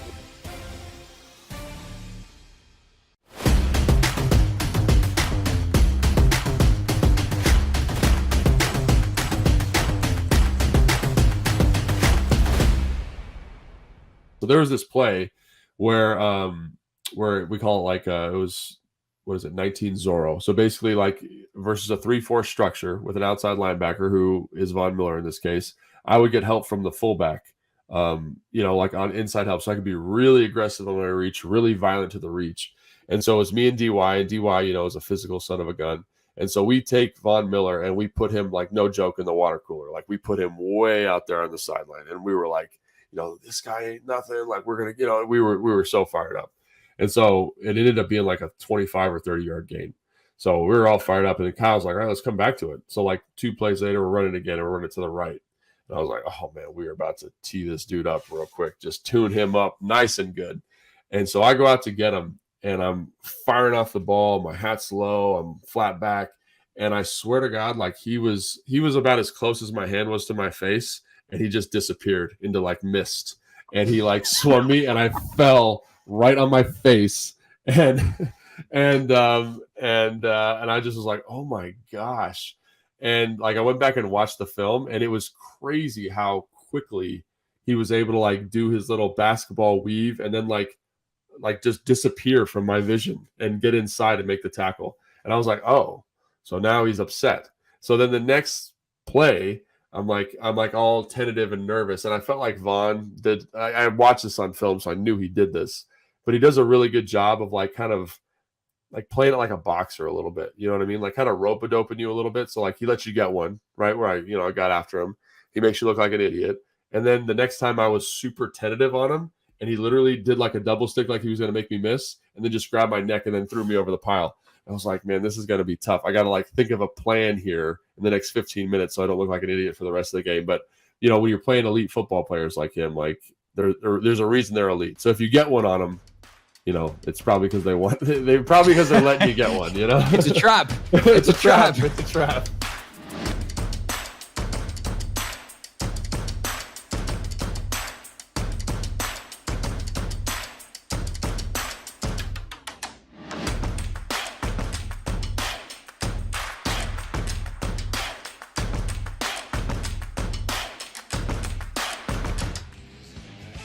Take Command pregame show on a burgundy and gold game day here on 106.7 The Fan and the Team 980. We're broadcasting live from Tap Sports Bar, MGM National Harbor. Of course, if you're watching on YouTube, you see a very distracted host and co-host as we're looking around. It's like, what are they looking at? There are TVs everywhere. Everywhere. We got Falcons, Panthers over here. We got Giants, Saints there. We got the Chiefs, right here. Patriots game on behind us with the sound on overhead. So you're kind of half listening to that. It's like, oh, wait, I should turn around and look. Patrick Mahomes did something crazy. So we get you an update on all the games if you're driving around in the next 45 minutes or so. But Logan, everyone's talking about, oh, what are you looking for the rest of the year? Sam Howell. Okay, we got it. You're obviously looking at Sam Howell. But what other young players? And there's one guy that never gets mentioned that is just mind-blowing to me. Yeah. Because people are like, oh, Emmanuel Forbes, Quan Martin, okay, we want to see the young guards. How do they play? Oh, I'm so bummed that Jamin Davis is out. And, I agree with all of those things. But what if I told you there was a guy who was drafted in the first round last year who hasn't had the season that we imagined that would also, by the way, him turning things on these last 4 games, be very helpful to Sam Howell? Because that's a reality. His name is Jahan Dotson, and I feel like he has gotten lost in the wash a little bit. And I think these next 4 games are huge for him. I think so too. I think when it's interesting when you watch him play, and I think when you talk to like Santana and guys that have been around the league and played a lot of receiver, it's like Tana's like, oh, I think he's a little frustrated. I think he's frustrated about not being involved, about not being featured, and I think that comes across. And here's a guy that, I think both you and I were very high on. I know Tana was very high on him as well. And it's just kind of like, because he was killing training camp. I know, and it's just so disappointing that he's not been productive, because I hate to break it to you. I don't care if he's a first-round pick. Like, if the new staff comes in and they watch this film, I think they're going to be like, we need to find somebody else. I think you made a comment about finding Mike Evans or finding the next big receiver, and like that's kind of the conversation that I would be having if I was coming in to coach here after watching this film. I'd be like, man, like we got to upgrade the receiver room. And I think to your point, you want to see guys play better. And I think he's a guy that I like. I like his approach. I like his skill set. I like how he catches the football, all those things. But I need to see it. You know what I mean? I need to see it in games. And I think, I'm not talking bad about him. Just be very clear about that, because, again, I do like him, but he hasn't played up to his standard. Yeah, he would be the first guy to tell you. And I think that's the thing that's disappointing about it. And ultimately, like when big changes are coming, like you need to make sure you're playing well. So it's him, and I really think kind of by extension, everybody in the receiving room. I think Terry McLaurin too. I think there's a lot of production left to be desired, and some of it's outside of their control, obviously, in terms of how the offense is being executed, how the offense is being called. But I also think like there's times like where we watch, some of that stuff from Miami where I'm like, hey, man, like be more urgent here. Be more urgent to find this space. And I know like you're going to help your quarterback, you're going to help yourself. So I do think it is Jahan, but it's also the rest of the receiving room that I'm kind of like, I want to see more of those dynamic playmakers. Because if we don't see it, then it's kind of like, man, we need to go out and make some moves to bring in some more dynamic pieces around Sam. Yeah, I think it's going to be pretty fascinating to see how that unit evolves. I think of like, obviously one of the top candidates in Ben Johnson and what he's done with Amon-Ra St. Brown. Yeah. And I look at a guy like Terry, and I'm like, you could be Amon-Ra St. Brown. I don't know, maybe different. It's different. They're different players, but like there's a physicality they play with that if I'm Johnson, I come in and I show that tape. But you also wonder, like, okay, for Dotson's future, is he a guy that is a number 2 receiver? Or do you look at him as a new staff and be like, that's my slot guy? Can he play in the slot? Can he handle that responsibility? And does he have the skill set for it? Because he was a dynamic punt returner type coming out. And there was I think a thought initially, like, this guy might be your actual punt returner. Right. And so, like, that to me is an option as well. Do you downgrade Jahan Dotson as a receiver to get more out of him as a football player in total? Do you bring in that Mike Evans, who's going to be a free agent, or another big receiver? Depending on where you draft Marvin Harrison Jr., and you say that's my one. Terry's now the best 2 in the league, right? And Dotson's my slot guy. And then we'll see, investment-wise moving forward, what that turns into. But I would think it leads to either not re-signing Terry after his contract is up in a couple years, and or moving on from Jahan before you pay him any significant money as well. Yeah, and again, like those are like long-term things. Yeah. But I do think like either way. Yeah, you're drafting more next year. Yeah, you're drafting Marvin Harrison Jr. if he's available. I think that's definitely what's happening. But I think that's kind of the conversation I'm having, at least mentally. It's like maybe this skill position group wasn't as dynamic as I thought, right? Maybe there's some space to be desired here. And how do we upgrade? How do we make Sam the guy? Or how do we, if we have we were talking about this with the other jobs that are open. When you look at the other jobs, there's playmakers. Like one of the jobs that we didn't mention was Atlanta. I think there's some people who think Arthur Smith are going to get fired. And I said I would prefer that job over this one because the offense is like ready to go. The defense is like ready to go. There's not going to be a lot of gymnastics. I need to find a quarterback. I need to make sure my play caller is excellent, and we're going to win some football games, and especially in a bad division. Can you say the same thing about the playmakers here would be my question. Again, I love Terry. I love Jahan. I love the really good stuff that they do. I just haven't seen a ton of it this year, and I think we both kind of acknowledge that there's a play calling element to that. Yes. But it's also like they need to show that kind of production to kind of let that new coach come in and say, hey, man, you're actually okay. The playmakers here are really, really good, and I think this is a good game to get that done because, like we said, this secondary is not as good as the last couple secondaries they've played, and that shouldn't matter, but I think it's going to matter from the standpoint of getting Sam more comfortable, and if Sam's more comfortable and you execute at a high level, you're going to have a lot of protection this game. Yeah, there is a chemistry thing that undoubtedly Heineke, I think, had a better chemistry understanding what Terry does well, yeah. Yeah, with Terry specifically last year, obviously all the quarterbacks were able to find Jahan in the end zone a very high amount of times, all things considered, games played, etc. Last year, having those 7 touchdowns just hasn't been the same this year. It hasn't grown this year. I think there is a little bit of a misnomer that he's having a worse year than last year. He's having a worse year based off expectations. His numbers are actually scarily similar to what they were last year. You just thought he'd make a much more significant leap. But it is a position that, look, mea culpa. I was trying to tell people this might be the best receiver room in the league. If Terry could take that next step, if he's a 1,500-yard receiver, I didn't think he was going to be as good as Jamar Chase, whatever, but I thought Jahan could make that up as a 2 to be like, yeah, they got 2 1s. Yeah. And instead it looks like they have 2 2s, and then Curtis Samuel's actually the guy who's really been fantastic this year on his role, but of course he is a pending free agent, so we'll see where he heads this offseason, or if they want to bring him back here because he has been probably the best guy relative to expectations in the room. That's Logan Paulson. I'm Craig Hoffman. It is the Take Command pregame show here on a Burgundy and Gold game day. Coming up in the next hour, we'll get you score updates from around the NFL, as most of the games in the 1 o'clock window are in the second quarter right now. As we get closer to halftime, we'll get you updated on what's going on. But next, you'll hear from the Sports Junkies, their take on today's game on the Take Command pregame show. Route on a guy and put your hands on somebody and kind of know what they like to do to shed and kind of get a feel for it. And so as you get to know them better and they get to know you, you kind of start playing that advanced like chess metric. And I think the familiarity breeds like a faster game quality, because like I know exactly what this defense is. I know exactly how they're going to play this run. We ran it against them 6 weeks ago. Let's see it again. And we ran it against them last year twice. You know what I'm saying? So you get a really good feel for that. And obviously, like, the fans in the stadium are just a little bit more up. And so I definitely think the divisional thing is real. And you talk about it differently. You talk about divisional games in the week in a different way. So it's definitely something that's 100% real. And, in the context of the Giants, like, for whatever reason, they just have a good feel for this team. They have a good feel, good opportunity. Like, in our Take Fives, we talked about some Giant stories. Like I felt like during early in my playing career, I had a really good feel for what the Giants were doing. Like, I don't know what it was. When I went in that game, I just felt like I knew them really well.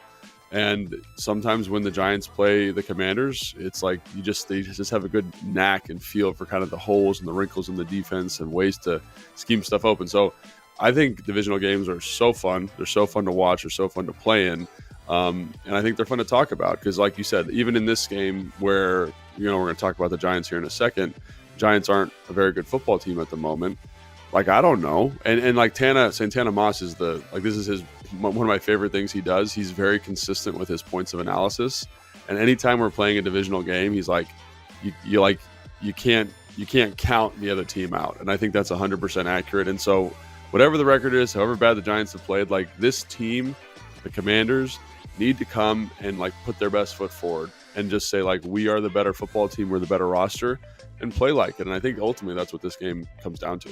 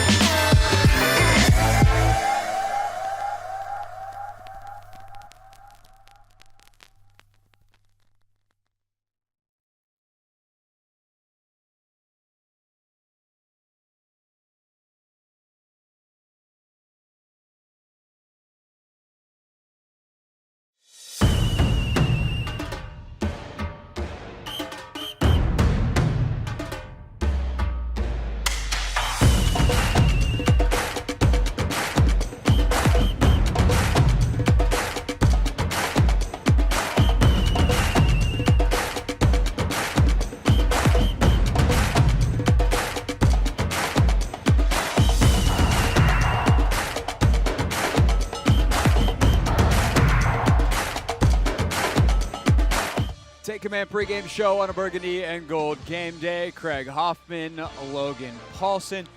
Logan, if you're watching on YouTube, you kind of just had a Logan Paulsen, Chris Collinsworth style slide in from Sunday Night Football. They used to do the solo shot on Al Michaels and then just slide in. Yeah. We should do that every Sunday. Just become a running bit on the show. Make people go watch it on YouTube if they want to laugh.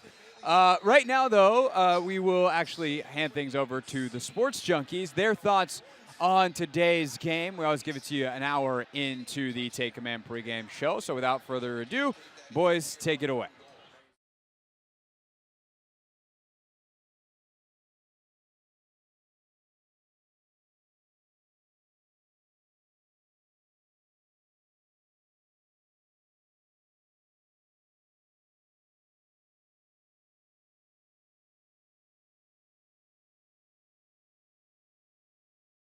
May not mean anything for San Francisco at the time. So Sean McVay's telling his boys, Matt Stafford and Cooper Kupp and Kua and all those guys, we could make the playoffs. Right now they're just on the outside looking in.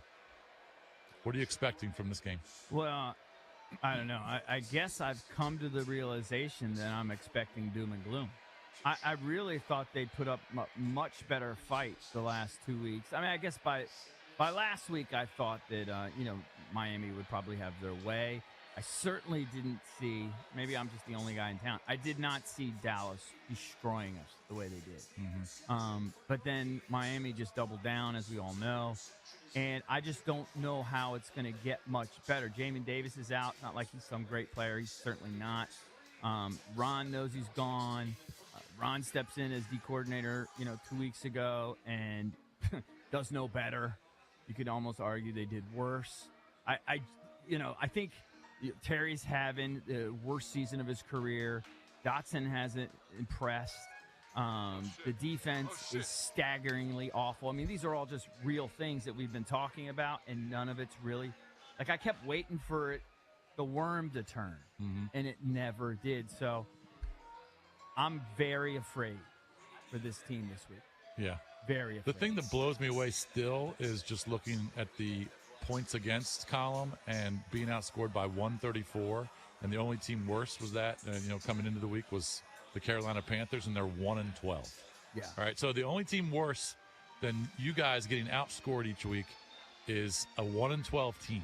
That's how bad this team has been. Yeah, no, it's terrible. And they have so many weapons. And, I think a lot of us got an opportunity to watch that Rams-Ravens game last week with the Commanders being off. And it's just really impressive, even though the Rams lost. I mean, Stafford just seems to be really playing at a pretty high level. Stafford's got 10 touchdowns in the last 3 weeks. Yeah, and then, obviously people have been talking about Puka Nacua. This guy comes out of nowhere with 82 catches, 1,100 yards. Obviously, you got Cooper Kupp. I mean, they just have so many weapons. We're so broken down. I'm already betting on FanDuel. I'm going under the team total for the Commanders. This is all about, and I know people cringe when I say this, if I'm saying this tongue-in-cheek, but it's true. This is all about the growth and development of Sam Howell. I mean, it honestly is. Season's over. This whole season has essentially been a referendum on him, and I think it continues. And so he needs to come up big. There's a lot of pressure on him. I don't have a great vibe about it, not because I'm not a big Sam Howell fan. I am. I just think the odds are stacked against him. And I just wonder, is this team going to be able to withstand a couple punches without just laying down the way they have the last few weeks? And I'm very nervous. And we also talked about this week. When you are 4-9 and your entire coaching staff's getting fired, about 1 minute left, and you go to the Bahamas or you go to Florida or you go, I don't know where you go to the beach somewhere. I think it's just a natural inclination as a human to come in and go, man, I'm ready for the season to be over. You get a taste of it. You know what I mean? I'm ready for the season to be over. And I'm not saying they're not going to try and go out there, early, get pumped up, you want to play well. No, they're going to headbutt each other. They're professionals. But once they're down 14-3, it's hard. We see it all the time. We saw it with the Chargers on Thursday night. Yeah. 30 seconds. I have an ominous feeling about this. I hope I'm wrong. Well, you should. All right, so what's your prediction? My prediction will be, let's say, 38-13. Rams 38-13. All right, I'm going to go 34-17. All right, I think it's a 17-point cover. I would be shocked, really shocked, if Washington pulls this win off. So prove us wrong, guys. We'll see. All right, back to you in the studio, boys. All right, thank you very much, Jason, EB. So not exactly high hopes, but after they've lost the last two games, 90-25, something like that. Total score, it's pretty easy to understand why. I did want to ask about that human element, and I always think you're an anomaly. So in some way, like, you're the only guy I can't ask because, well, you're the only one sitting here with a headset, unless our engineer, Tim. Tim, you didn't play in the NFL, did you? No? Okay. But you were also a guy who was hyper-focused on your own stuff. Yeah. Not necessarily, which there are players that on this team, certainly, that are like that, but it's not like you are representative of all NFL players. And I would say if I had to bet, you might even be an outlier in that regard. But that idea of it's almost spring break your senior year. Yeah. You're like, I'm so close to graduating. Just get me out of here. With this bizarrely late bye that they have in a season that is all but lost at 4-9, how much do you worry about guys just being like, God, I got to play 4 more of these? I mean, I do think that's something to be concerned about. I think when I look back at my career, even you mentioned I was super hyper focused. I'd have to talk to myself every day. Be like, hey man, 4 games. Don't be in the car just yet. We're here. Be where your feet are. Let's get this done. And I was very diligent about that kind of thing. And it's hard because you don't want to get hurt. You don't want to be nursing injury going in the off season. You want to spend time with your family. You want to get out of this. Like, I was thinking about it. Like, there's really nothing else like it in terms of, like, the demand mentally and physically, like in the sports sphere. I try to think of a good analogy. It's like running like a marathon every week or like a 10K every week or something like that. Something very, very challenging, but just the repetition of it. So there's this natural, like near the end of the season, even when you're doing well, to kind of just like lose a little focus because you're like, I need a break. I've been so dialed in. So I do think that's a big concern. I think, to push back on something that the Junkie said, though, is I think that's a great point. That's a fantastic point, something that should definitely be accounted for. I do think that Ron and the defense did a better job against Miami, as a whole. I think the linebackers did an excellent job. I thought the defensive line played much more disciplined, much more on it. And outside of 2 explosive plays off defensively, I thought they did a pretty solid job. Obviously, there was that drive in the fourth quarter where, it was 13 consecutive runs or whatever. Yeah. I felt like that's kind of what they were alluding to there with, like, just totally – kind of mailing the bag in. But at that point, you're down 38, whatever. Like, human nature is what it is. And so I do think that this defense this week, I'm not making any declarative statements, but I do think that they have an opportunity to play better because while LA does a lot of really cool, innovative stuff offensively, it's through the quarterback position. And so if you can handle the bunches, if you can handle the jet motion, they don't have a lot of wrinkles. It's not like you're playing Miami where it's like, who's on the field? Who's this guy? Is he a running back? Is he a receiver? This guy's motioning over here. This guy's motioning back, and then they're going to reverse run over. It's not Miami has your head spinning, and then they do it faster than everyone else. And it's not that kind of offense. And so I do think it'll be a little bit more simple, right? And I think Ron has shown an ability, at least in the 1 week, to kind of get those guys playing a little bit more consistently, especially in the front. Now, can you get that in the back end? I don't know. Well, that's the key, right? But you say, can they handle bunches? And through 15 weeks or going into week 15, the answer is no. They haven't done it, right? And I get that 100%. But I do think that there is a way to win this game for the team, unlike the last couple of games. But I do think that personal element is so important because, like they said, if there's any kind of adversity, is this team strong enough of character to be like, hey, we got this. Let's keep fighting. It's just so hard to do that at this point of the season with the coach potentially getting fired, with the huge changes that are kind of on the horizon. Yeah. So I think that's a really great point that they brought up. I think that there is, if you want to spin it optimist, though, like there are plenty of guys with plenty to play for. Like Emmanuel Forbes, Keim had the media scrum with he and Nikki and Emmanuel on his podcast this week. And to hear like the lightness in Emmanuel's voice, especially there was a question about like the simplification of the defense. And he's like, look, I haven't played in it yet because I've been hurt, but like, it's way easier for us in the back end. I can already tell from the sidelines. Oh. And so it was interesting to hear Emmanuel talk about that. Obviously, Casey Tuhill, for instance, in a contract year, the young guys on that DN spot trying to prove that they belong. Linebackers, same thing. Now with Jamin out, like who's gonna get those reps and all that stuff. It becomes super self-motivating where you have guys in roles where they're either trying to prove something to the team, to themselves, or to a new team. Yeah. And so there should be plenty of motivation. But I do think, to their point, you get down 14-3 early. That goes a lot faster when you're on a bad team than the fight you would show if it's like, hey, guys, we got a playoff spot on the line. Like, let's go. No, I'm 100% with that. And, I talked to some of those guys, and you can tell – it's important to them. Every second is important to them because of the things you talked about. But there is something. And it's momentum, whatever it is. Just when it gets bad, you're kind of like, oh, here we go again. And it's really hard to handle that adversity when the team's not doing well. So, it'll be really interesting. Hopefully, they can do something positive today and execute. And I also think if the offense plays a little bit better than they have in the past couple of weeks, which, again, is something we talked about at the beginning of the show, it might not feel out of reach, even if you are down 14-7.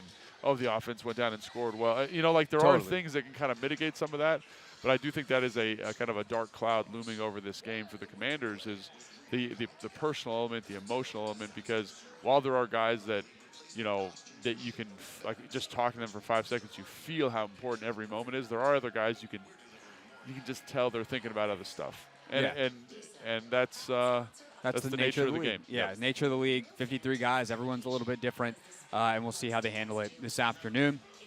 Kickoff in L.A. just after 4:05. Of course, we'll have live coverage with the Burgundy and Gold Game Day in-game show coming up following us here on 106.7 The Fan and the Team 980. We're also streaming live on YouTube, live from Tap Sports Bar here at MGM National Harbor. So next is our Tale of the Tape segment, Logan. And you have been talking about how you think, despite the point total being the exact same from Thanksgiving, this defense has played a little bit better against Miami. Let's dive into some of those intricacies and what it is that you saw Ron Rivera try to change, and hopefully that he can change it significantly more during this bye week. That is next on the Take Command pregame show.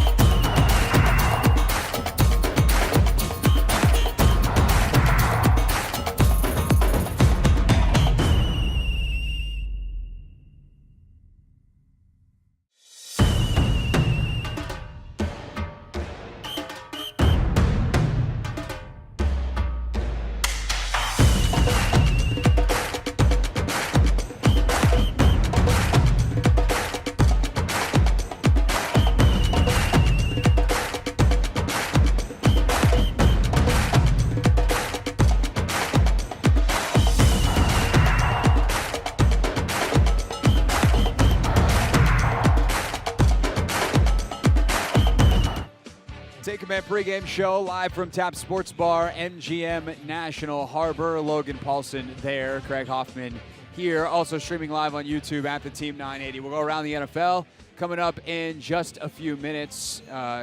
Bunch of stuff happened, and Tommy DeVito just took a shot in the Giants game.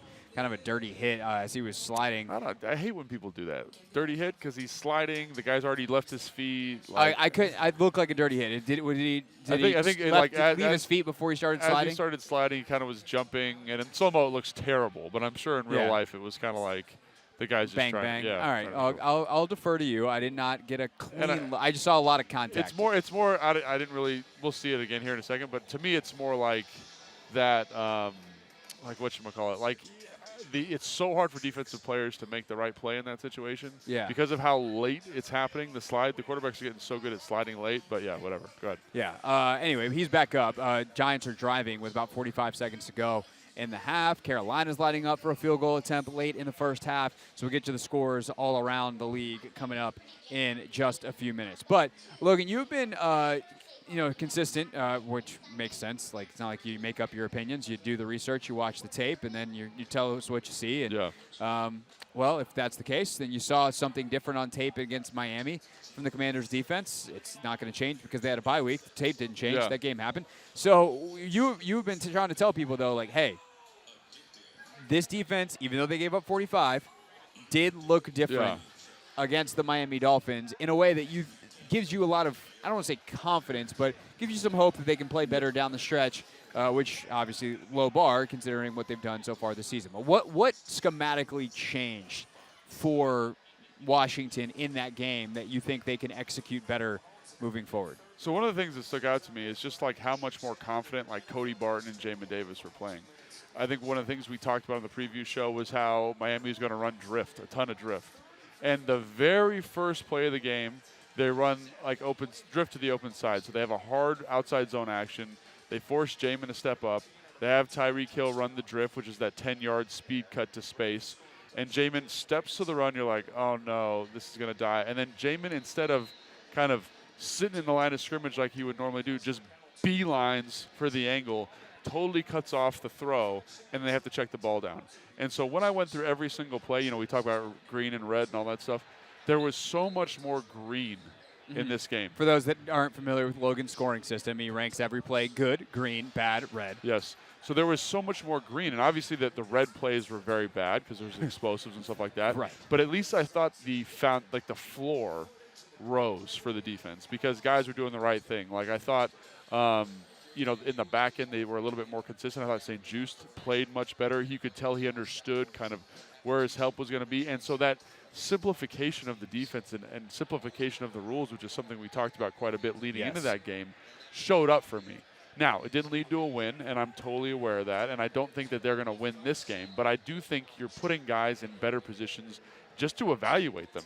Because Benjamin St. Juste, like there was a double move in that game. He got a PI on it, and he played it about as clean as he could have played it, and I thought that is a new version of St. Juste. And he's just doing the right thing. He's in the right position. He's playing the technique that they want.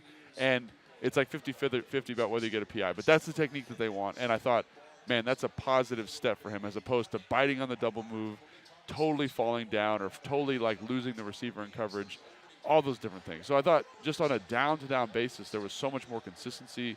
I thought Cody did a great job in some of these quarters looks where he's the kind of plug player underneath of matching the quarterback's eyes as opposed to just buzzing to strengths, like kind of getting in throwing windows. And I thought this is football you can win with if it gets a little bit better from an explosive play standpoint. Because I think about it, and I hate making excuses. I hate putting stuff in context because people don't like to hear the context. No, they just want to be mad. Yes, but there's 21 points off explosive plays, which you can't take away. And then there's 7 points on an interception return for a touchdown. That's 21 points right there. Right? You said 21 off, and then another 7, so 28. So, no, it's 14 and then 21. 14 off explosives. Yeah. You said 21 initially. Yeah, but you got to give me the right numbers. I'm bad enough at math as it is. So, and so that is, when you do the math there, you end up in that like 24-point range against Miami, which, again, you can't do that.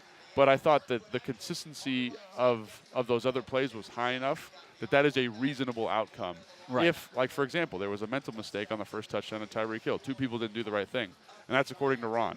So you look at that and you say, okay, well, if you get that corrected, maybe that's not an explosive play. Maybe, and obviously Tyreek Hill does Tyreek Hill things on the second one, but I do think there's stuff there that you say, versus simpler defense with less team speed, maybe. Right. Maybe the floor of the defense with the simpler structure seems to be higher. And another week of practice, by the way, because that was, they're installing this new stuff and taking things down in a week where you're facing one of the toughest schematic defenses, and Tyreek Hill, who breaks every rule no matter what defense you're playing. So I do think that's interesting, and to me, the defensive back stuff is the most important, and it becomes even more important this week with Emmanuel Forbes back in the lineup. Forbes will play after missing a couple of weeks due to his elbow injury, and he had started to look a little bit better, and then obviously got ejected in the one game, so that was a huge bummer. So it's just been kind of a Murphy's Law comedy of errors for the last half of the season so far for Emmanuel. See if this final quarter can turn things around for him. But can they communicate those bunches? Can they communicate the stacks? Can they communicate crossing routes, which have killed them for years on end? And it seems like some of the stuff you're talking about is going to make that easier, because it is easier. And that's the thing about defense is, the perfect scheme on paper executed poorly is not as good as an inferior scheme that may not have the perfect answer, but it's executed well and can at the very least limit damage if it can't straight up stop something. And I feel like I saw that, and I feel like I saw that kind of progression. And so, again, it's not perfect. It's an imperfect setup. Yeah. But I also think that that those steps are important. Just because, again, I don't know if they're going to win the game, but at least it helps you evaluate the roster, because everyone's saying, "Oh, the roster's so terrible." And I don't agree with that. I don't think it's a terrible roster. I think they've been kind of put in a bad spot. Obviously, there are areas you can upgrade, but I don't think. And so for me, I'm excited just to see that, to see if they can develop. Is really what I'm getting at.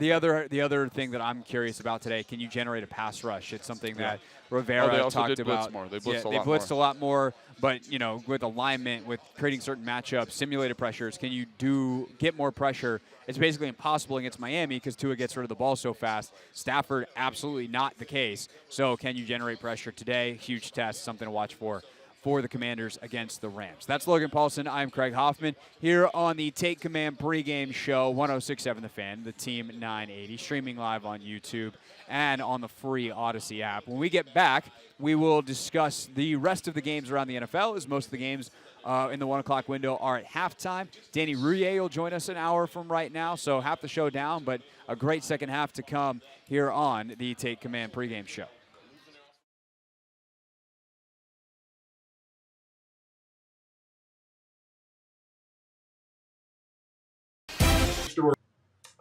I think we were playing Cincinnati. Was it Cincinnati? That's depends on the story, but maybe we were playing Cincinnati. So Logan catches this touchdown. Oh, that's right. Yeah, that was Cincinnati. Yep, it was Cincinnati. So we put in this play, and it was like, I think we called it Hoss Juke or something like that. I can't remember what we called it in that offense, but Logan's on a seam, right? So he's our vertical threat, taking the top off the defense. Digging out, guys. We're talking in the week. I don't think we ever said it in the install with those guys, but they're like, listen, Logan's not even in the progression. He's taking the top off this thing. We're trying to work this little option route down. And they bust this coverage. And I mean, he is screaming wide open. I wasn't even supposed to be on the play. They were supposed to sub somebody else in because I thought I was too slow to run this route. Just for the context here for everybody. So he's screaming wide open. And I'm like, Matt, throw it at his back shoulder. You might hit him in stride. If you try and back shoulder him. Threw it right at him. He catches it. It was an awesome touchdown. Just the celebration afterwards was so much fun. For me, it was always fun celebrating the touchdowns with the guys that didn't score them all the time. Take that, Julio Jones. Yeah, and I'm not. I'm saying that, but your role for us was you did the dirty work, and when you see guys that do the dirty work get rewarded for it, that was really cool. Something I'll never forget. The caveman. Yeah. And the caveman was in there in the end zone celebrating. It was awesome.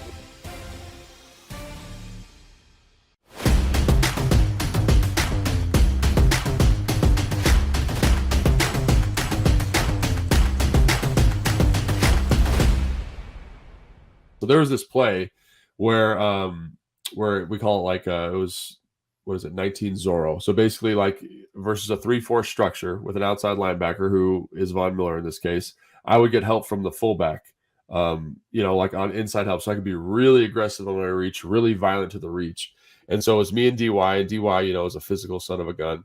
And so we take Von Miller and we put him, like, no joke, in the water cooler. Like, we put him way out there on the sideline. And we were like, this guy ain't nothing. Like, we're going to, we were so fired up. And so it ended up being like a 25 or 30-yard gain. So we were all fired up. And then Kyle's like, all right, let's come back to it. So, like, 2 plays later, we're running again, and we're running to the right. And I was like, oh, man, we are about to tee this dude up real quick. Just tune him up nice and good. And so I go out to get him. And I'm firing off the ball. My hat's low. I'm flat back. And I swear to God, like he was about as close as my hand was to my face. And he just disappeared into like mist. And he like swung me and I fell right on my face. And I just was like, oh my gosh. And like I went back and watched the film, and it was crazy how quickly he was able to like do his little basketball weave and then like just disappear from my vision and get inside and make the tackle. And I was like, oh, so now he's upset. So then the next play, I'm like all tentative and nervous. And I felt like Vaughn did. I watched this on film, so I knew he did this, but he does a really good job of like kind of like playing it like a boxer a little bit. You know what I mean? Like kind of rope-a-doping you a little bit. So like he lets you get one, right? Where I got after him. He makes you look like an idiot. And then the next time I was super tentative on him, and he literally did like a double stick, like he was going to make me miss, and then just grabbed my neck and then threw me over the pile. I was like, man, this is going to be tough. I got to like think of a plan here in the next 15 minutes so I don't look like an idiot for the rest of the game. But, when you're playing elite football players like him, like there's a reason they're elite. So if you get one on them, it's probably because they want. Probably because they're letting you get one. It's a trap. It's a trap. It's a trap.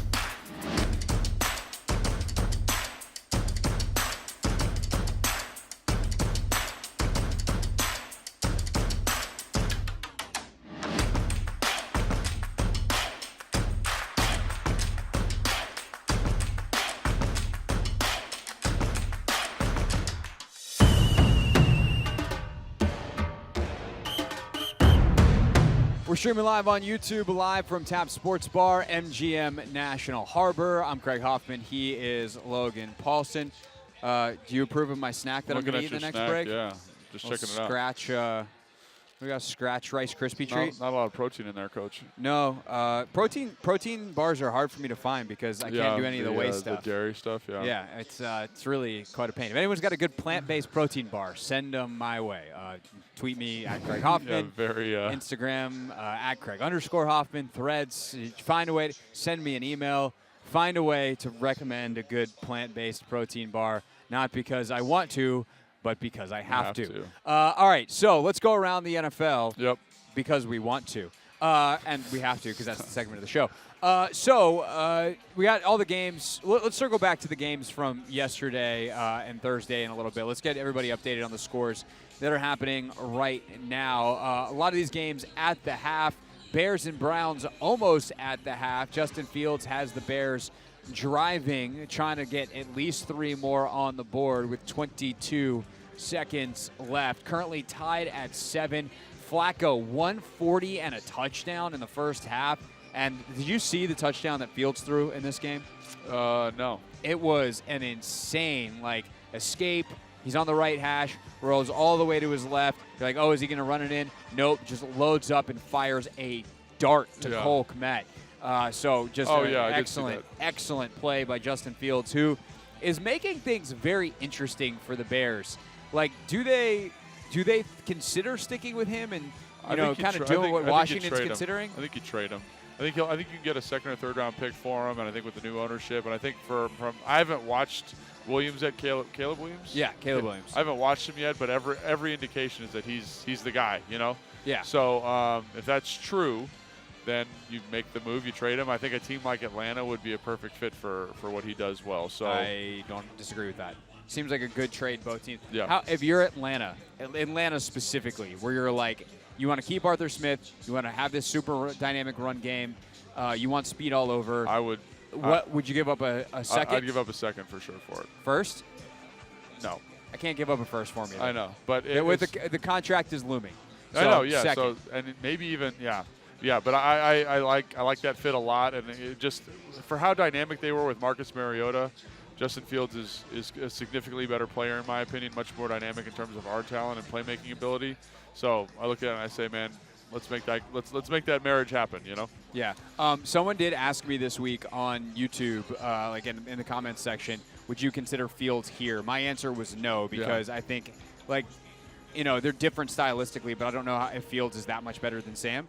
And from the contract situation, Sam's in a way better spot. And I also think, like, it's just the reason it works in Atlanta is because he's going to be utilized that way. Right. He's going to be maximized in Atlanta. Here, if you were to put Sam and Fields in this offense, like, it's not even close. Sam is significantly better than Justin Fields in this offense. But if he goes to Atlanta, you're like, oh my gosh, look how dynamic Justin Fields is. Oh, he's the next Jalen Hurts. But it's because they've installed a system that can support that athletic ability and minimize some of the difficult throws he's having to make, like in an offense like what Chicago's running now. No doubt. All right, Bucks and Packers just underway in the second half. 14:36 to go in the third quarter. 13-10 Bucks leading.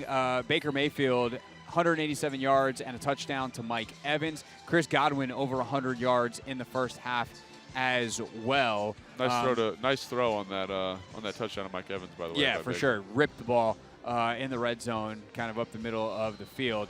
But yeah, you got the Packers, who are 6-7. They're 4-2 at home. Bucks battling for the NFC South. It is a like I'm like, is it a weird year in the NFL, or is this just what happens in the NFL? I feel like there are so many teams that are in it. Yeah. They're right there around 500. These two teams certainly in that mix. Yeah, and I think if you're the Packers, I think you feel pretty good, with a guy who's getting his first kind of start as a quarterback and a guy who's been in the wings for a while, showing you enough, I think, to make you feel pretty confident, especially given the young receiving core. That would be awesome if they could win this game, make that playoff push, and kind of say, hey, like Jordan Love kind of put a stamp on it and say, hey, man, like, I'm getting better, and you made the right decision. They might be in the situation as close. I mean, obviously they're in playoff mode potentially, but they might be in the situation in terms of quarterback evaluation that's closest to here. Oh, yeah. Now they're going to have a much worse draft pick than Washington, but like they have to make a decision now on Love pretty much from a contract situation. So they've got a decision to make, and Love's had some great games and some down games. I would say a similar-ish season in that way to Sam, where there's kind of if you want to be an optimist, you can be an optimist. If you want to be a pessimist, there's plenty of bad film to look at for Jordan Love as well. Texans, Titans, Will Levis, 114 yards in the first half to lead the Titans to a 13-3 lead as this one gets underway in the third quarter. Texans have had a bizarre year in that we thought they were going to be terrible. Then they looked really good. Stroud not playing today with the concussion. So I don't like – if I'm Houston, I want to get in the playoffs. I want to see if I can get C.J. Stroud a playoff game, get that experience, like get him to understand what that atmosphere is like. 100%. If you're Tennessee, I mean, hey, this is great. I'll say this is great for Washington if Tennessee can win this game, because it's another 5-8 team that could put a sixth win on the board and separate themselves in terms of draft position. And also, it's so fun to watch Will Levis. Yeah. I mean, he is – like, I've heard him described as fun, and every time I watch him play, I'm like, you are fun to watch. It's not always the prettiest thing, but you are ripping footballs. You're trying to run over defensive linemen. It's a wacky bit, but I love watching him play. A couple more games at the half. Jets and Dolphins, an outburst in the second quarter for Miami. They're up 24-0. Zach Wilson is out of this game temporarily. I don't know if he's out yet, but Trevor Siemian came in and replaced him. Looked like an injury type of thing late in the second half. Meanwhile, Tua Tagovailoa, monster 168-yard half, including a 60-yard touchdown to Jalen Waddle. Raheem Mostert, 2 more touchdowns. He's got 20 on the year, which is bananas. It's just insane. It's an insane deal. And they're doing this, by the way, up 24-0 against the top 5 defense, who Washington will see next week. Yeah. And they're doing it all without Tyreek Hill. Yeah. And the Dolphins are just so fun to watch, man. And it makes it easier when the Jets' offense is literally doing absolutely nothing. But it just shows you how good this Miami offense can be. So, yeah, no doubt about it. Chiefs up 14-10 on the Patriots. Patrick Mahomes, a key interception. Also does have a touchdown, though, to Rashee Rice. Patriots hanging tough behind Bailey Zappi at home. Yeah, and I just think that New England defense, man, they deserve a ton of credit. Every single game, they're fighting, they're making stuff happen for them. Interception by Matu, is that how you say his name? Great job by him. Yeah, I think so. Yeah, and he, that's just what the team is right now. And if they could get any kind of quarterback play, I think we're not talking about Bill Belichick getting fired there potentially. Yeah, or them moving on, excuse me. Yeah, we'll see how that goes. Also, obviously, Patriots, a team to watch in terms of the. Just fumbled it right there. The Chiefs did. Looks like a Patriot with. Chiefs fumbled, Patriots picked it up. Nice. So talking about that defense, they delivered. Peppers on the recovery. There is a flag on the play, so we'll see if it's coming back. The way Mahomes' body language is, kind of looks like it. So we'll see in just a moment. But if the Patriots can pull this off, and Washington were to lose today, those two teams are tied in the win-loss column, and you might get up all the way to the number 3 pick. Which would be although I guess the bad thing about New England is that you've beaten them, so the tiebreaker. Same thing with the Cardinals. So. Okay, yeah, I'll let you handle that. But yeah, obviously Patriots, if they lose, draft stock's improving, right? Marvin Harrison Jr. is right on the docket there, so that's exciting. Yeah. By the way, if you want more draft coverage, our interview with Matt Miller this week, excellent on the Friday edition of the Take Command podcast. Check that out wherever you get your pods. Looks like a holding in that Patriots game, by the way. Yeah, so continuing on for the Chiefs, fumble comes off the board. Giants and Saints, 7-6 New Orleans at the half. Super wacky game here. Giants kicker hurt himself on a kickoff, so he's been out, and that's cost them. Saints had a kind of a odd first half, only 84 yards passing for Derek Carr. Does have a touchdown though. DeVito, 4 carries, 36 yards to be the Giants' leading rusher. But Saquon also had a sick catch very early in this game. Yeah. And I'm looking up right now. The Saints have the football. DeVito did, we mentioned earlier, he took that big hit, which to me I saw another look. I feel okay calling it a little dirty. This guy came in from the side and walloped him as he slid. It's like he's already past you, dude. Did he get knocked out? But Tyrod Taylor did come in, so I don't know if either he's out, or whether he will come back, but we'll keep an eye on that, obviously. And then the last game that is ongoing right now, Falcons and Panthers in a driving rainstorm in Charlotte. Falcons up 7-3. Have you seen this picture of them at halftime? Have you seen this picture? I have not. This is the stadium at halftime. Oh, there is nobody there. There's not a soul. Not a soul in the stands. Yeah. Hey, I can go watch a terrible football team, a terrible football game in the driving rain and be miserable, or I could do anything else, and the entire city of Charlotte has chosen anything else. I'll do anything else, yeah. And at least at halftime, taking cover. There's got to be like 4 people there that are willing to watch. Maybe. We'll take a look at the rest of the slate. The games already in the books, as well as a couple of huge games to come, including the game of the day, Cowboys and Bills. Next, this is the Take Command pregame show on a Burgundy and Gold game day.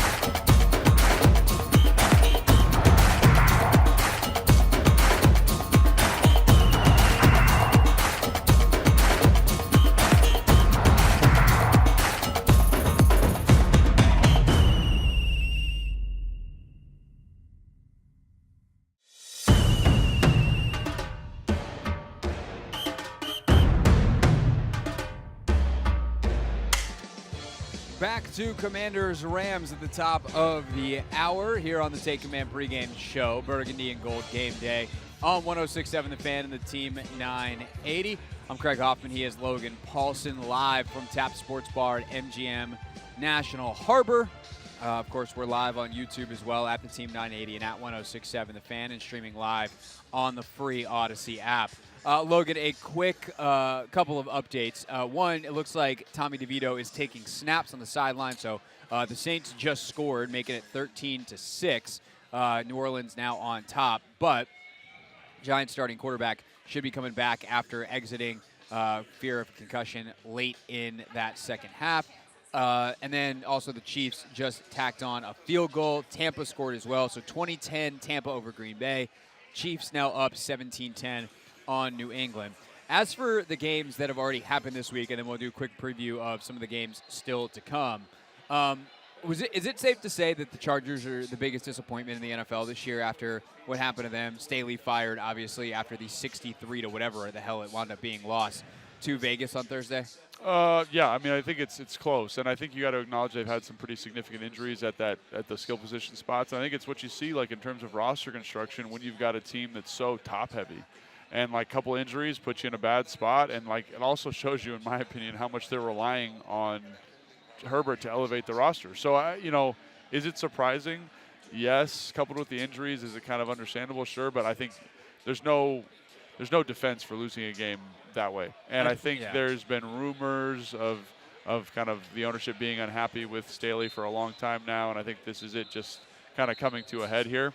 And I don't think it's a bad firing. I think it makes a lot of sense. And I think when you watch how, the Junkies mentioned this with the Commanders, if the defense specifically for the Chargers just look listless, man. They just look like when Staley's a defensive guy, and that happens, like, that's good night. I think, like, unlike Washington and some other teams that are bad, the Chargers have so much top-end talent. Yeah. You just can't have a season like this. Yep. You can't have a top whatever quarterback Herbert is, Derwin James, Joey Bosa, Keenan Allen. I know that some of those guys have missed time, but, like, if your roster's that good and has that many stars, you can't have a season like this. Right. Of the 3 games that were yesterday, 2 blowouts, 1 awesome. Yeah. Vikings-Bengals was crazy. Yep. And T. Higgins scored one of the best touchdowns you will ever see in your life to tie the game and send it to overtime.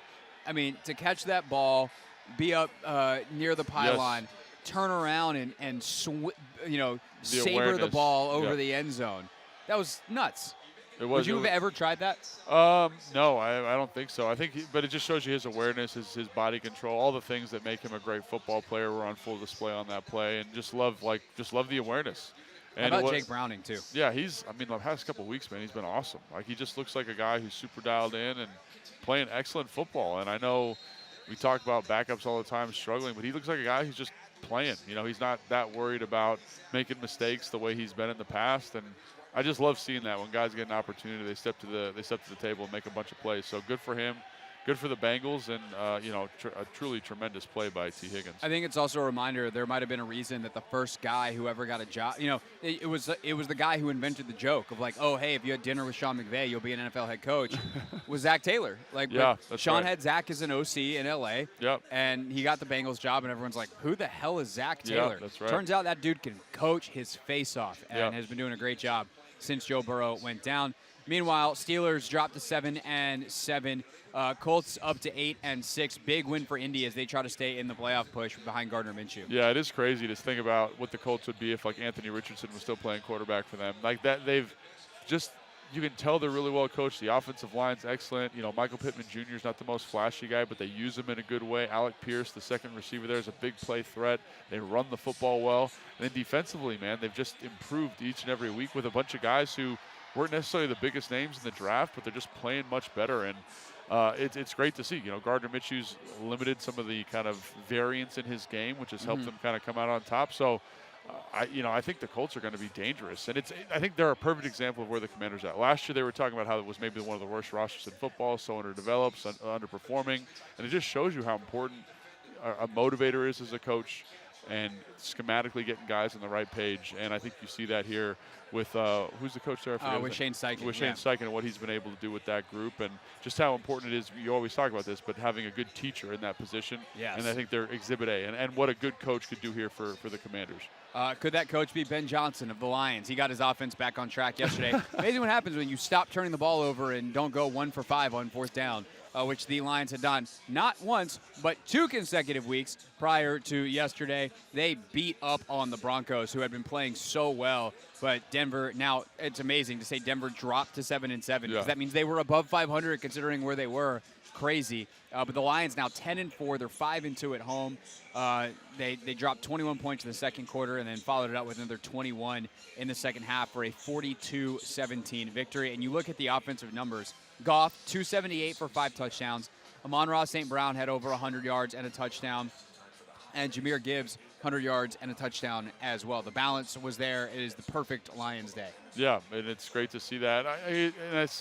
And I say it's great to see that, but I think one of the things, what I mean by that is when an offense is well executed and sharp, like this is the result. And you can tell they are hungering and planning and finding ways to get balls to the playmakers' hands. So I just enjoy watching that kind of football, and they deliver that. When they're at their best, it's very hard to find a group that does it better than them. No doubt about it. Their offense been great since basically the middle of last year. 49ers and Cardinals is the game coming up, obviously, or one of the games coming up in the 4 o'clock window. Cardinals 3-10 on the year. Niners 10-3 and have been rolling since their bye. Cowboys and Bills game of the day. Buffalo favored by 2.5 in this one at home, even though Dallas coming off that big win over Philadelphia. And I just think it shows you, and I'm not big in the MVP thing right now. I haven't really done my research on it. But when Josh Allen is Josh Allen, there's no more impactful football player to his team. And when he's playing good football, especially last week, what game was that? I forget. They played Kansas City, right? Yeah. When they played Kansas City, he looked like that guy. He doesn't turn the football over. I think he's got 1 turnover, but running, extending plays, being physical, throwing the football down the field. He's a tough out. And I think getting them at home with his skill set, especially if he's kind of coming out of that low variance point, it's going to be a tough game for them. And I think to your point about the Cowboys, they're coming off. This is a tough stretch of games for them. Super tough. And I'm really excited to see what Josh Allen does, because if it's Josh Allen being Josh Allen, I don't think Dallas wins. But if he struggles a little bit, the Dallas defense turns the football over the way they've been doing it. I think the Cowboys it could be a blowout the other way kind of thing. For sure. Like, as wide of a variance of outcomes as possible today between these two teams. And the Cowboys have been much better at home. So can they take the show on the road, literally? Yep. They're just 3-3 away from AT&T Stadium. I think that's a fascinating thing to watch. I mean, Dak has been playing at such an exceptionally high level. But the Bills' defense, obviously, trying to figure things out post all the injuries they had earlier in the year. They started to level a little bit, finally, after they had struggled. So can they keep it up against one of the best offenses in the league? Ravens and Jags tonight. Baltimore 3.5-point favorites at home, on the road for Sunday Night Football. Obviously, a huge game for Jacksonville, and for Baltimore, a chance to. They can't lock up the 1 seed officially tonight, but they could give themselves some real room. Right. You see Miami obviously winning today, but they could take that next step closer to make everything happening. Or every AFC team needing to go through M&T Bank Stadium. And I think the Ravens are definitively one of the best teams in football at the moment. The way they run the ball, the way Lamar Jackson's playing, on the defensive side of the ball, what they're doing. And I think the Jacksonville Jaguars have the ability to do that. They just are incredibly inconsistent. So I'm hoping that tonight we see them and we see a healthy Trevor Lawrence. I mean, he's coming off a high ankle sprain 2 weeks ago. And that defense, which is so talented for Jacksonville, play that level of talent. And if they can, I think it's going to be a really competitive game. But if Jacksonville is the Jacksonville we saw last week and Trevor Lawrence is hurt and not throwing the football well, I think they're going to get their doors blown off by the Ravens. Thank you. Eagles and Seahawks is Monday Night Football. Now, Jalen Hurts has been sick, and he was downgraded to questionable. He flew separately today. So, flew separately because they're not trying to get anyone else sick. We have no idea what to expect. The Eagles haven't lost multiple games in a row forever. Obviously, they've been so good, but are so good for so long. I mean, Hurts has still lost single-digit games as a starter in his career. Crazy. but they're 10-3 and going the wrong way. And there was a report from Jay Glazer earlier today that others have since confirmed that they've kind of made a change in defensive coordinator, changing responsibilities. Yeah. Sean Desai is going to go up into the coach's booth. Matt Patricia is the one who's actually going to call the plays into the green dot, into the linebacker. So pretty interesting. That is, yeah. For a team that's 10-3. Yeah. Change. But their defense, they've survived on their offense for a lot of the year. Defense has not been good, but they're not. I respect Sirianni for not being afraid to make a change. Yeah, and I think that's the point there, right? Is like when you watch the Philly defense, they definitely aren't playing to the same level as the offense. And I think as you're going to play better teams, you're going to play this, San Francisco's, the Dallas Cowboys, the Bills, whoever it is. You need to put up a little bit more resistance so the offense can kind of get you out of some situations. And I think right now, like one of the things that I'm always so concerned about when watching these high-level teams is how much do they put on the quarterback. And right now, so much of that offense is on Jalen Hurts making plays off schedule and just being excellent. Yeah. You can't win a lot of games doing that. And so it's good they make this change now if they want to make a push into the playoffs, because that's going to be, relying solely on Jalen Hurts I don't think is the long-term answer. Yeah, so that is the rest of the NFL slate. We go back to Commanders and Rams next. How does this Matthew Stafford-led Rams offense stack up against the Commanders defense that is trying to simplify and succeed? Then we get to our pick 6. Danny Rouillet will join us at 3:30, and then we will get our predictions in before the end of the show as well. That's how our final hour shapes up of the Take Command pregame show on a Burgundy and Gold game day. Route on a guy and put your hands on somebody and kind of know what they like to do to shed and kind of get a feel for it. And so as you get to know them better and they get to know you, you kind of start playing that advanced like chess metric. And I think the familiarity breeds like a faster game quality, because like I know exactly what this defense is. I know exactly how they're going to play this run. We ran it against them 6 weeks ago. Let's see it again. And we ran it against them last year twice. You know what I'm saying? So you get a really good feel for that. And obviously, like, the fans in the stadium are just a little bit more up. And so I definitely think the divisional thing is real. And you talk about it differently. You talk about divisional games in the week in a different way. So it's definitely something that's 100% real. And, in the context of the Giants, like, for whatever reason, they just have a good feel for this team. They have a good feel, good opportunity. Like, in our Take Fives, we talked about some Giants stories. Like I felt like during early in my playing career, I had a really good feel for what the Giants were doing. Like, I don't know what it was. When I went in that game, I just felt like I knew them really well. And sometimes when the Giants play the Commanders, it's like they just have a good knack and feel for kind of the holes and the wrinkles in the defense and ways to scheme stuff open. So I think divisional games are so fun. They're so fun to watch. They're so fun to play in. And I think they're fun to talk about because, like you said, even in this game where, we're going to talk about the Giants here in a second, Giants aren't a very good football team at the moment. Like, I don't know. And like Santana Moss is this is one of my favorite things he does. He's very consistent with his points of analysis. And anytime we're playing a divisional game, he's like, you can't count the other team out. And I think that's 100% accurate. And so whatever the record is, however bad the Giants have played, like this team, the Commanders, need to come and like put their best foot forward and just say like, we are the better football team, we're the better roster, and play like it. And I think ultimately that's what this game comes down to.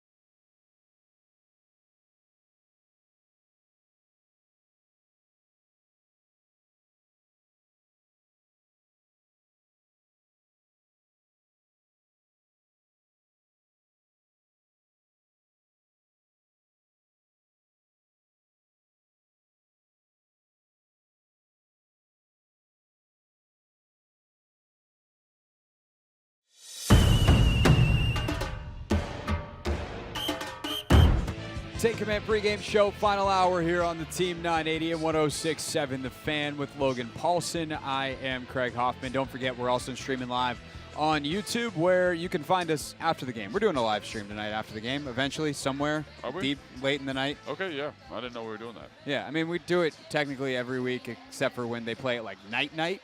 So this is it. We're doing it. 4:05. I mean, it's going to be probably like 9 o'clock, but we'll make it happen. Do the live stream.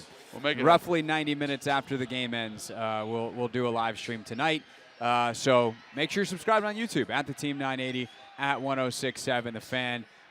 Or we'll just go bleep this and we'll do one tomorrow.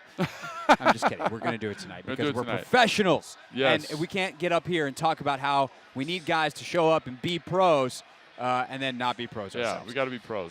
So the pros who will not be showing up today, the injury report, which is brought to you by the Centers for Advanced Orthopedics. More physicians, more locations, more advanced care centered around one thing. You visit CFAortho.com. Brian Robinson is out today with that hamstring injury that we knew on Friday.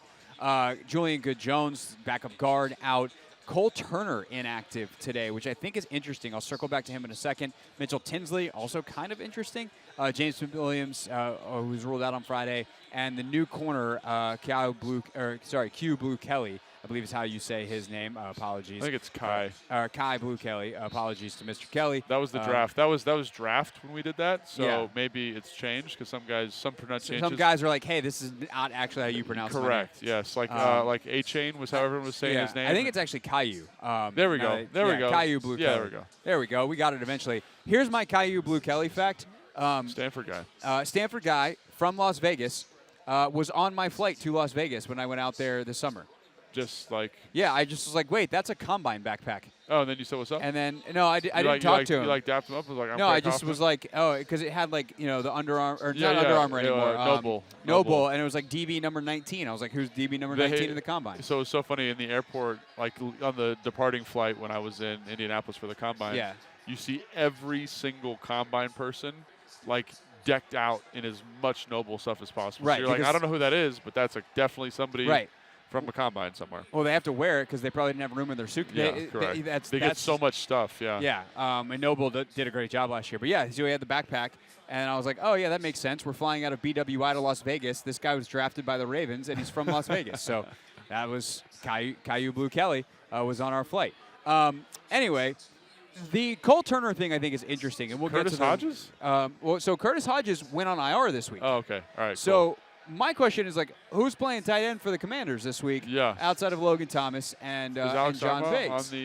I do think Arma is. So yeah, who's back. on IR? Can we review that real quick? Because I feel like that would have been something that would have been good to look up for in the break. But let me find it real quick. So sorry, but because like this is the time of year where everybody's getting moved to IR because they're trying to get a look at guys for next year, trying to get a look at futures contracts, all that kind of stuff. So it's always interesting I think this time of year to see who's up, who's down, and any significant names like that.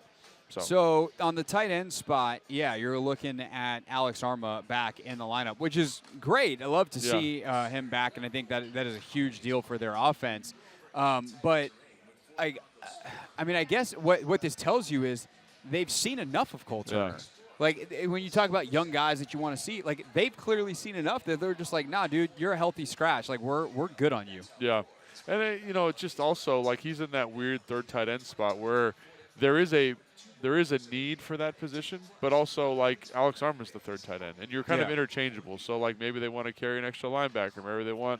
Maybe it's a one-to-one with Alex Arma. So I do think it is it might. I don't know if there's too much to read into that, just because he is the third guy in that room. They did bring up Jonathan Williams to the sub three backs today, so that is something that is worth noting as well. But as they look at young guys, Tinsley still not being. I don't know who you would put down. I think that's the problem there. Is like Jameson's your punt returner. Would you be like, hey, Diami, sorry, you got a week off? Byron Pringle, like, no, those guys have earned the right to continue to play. So there's just not really a spot for Mitchell Tinsley.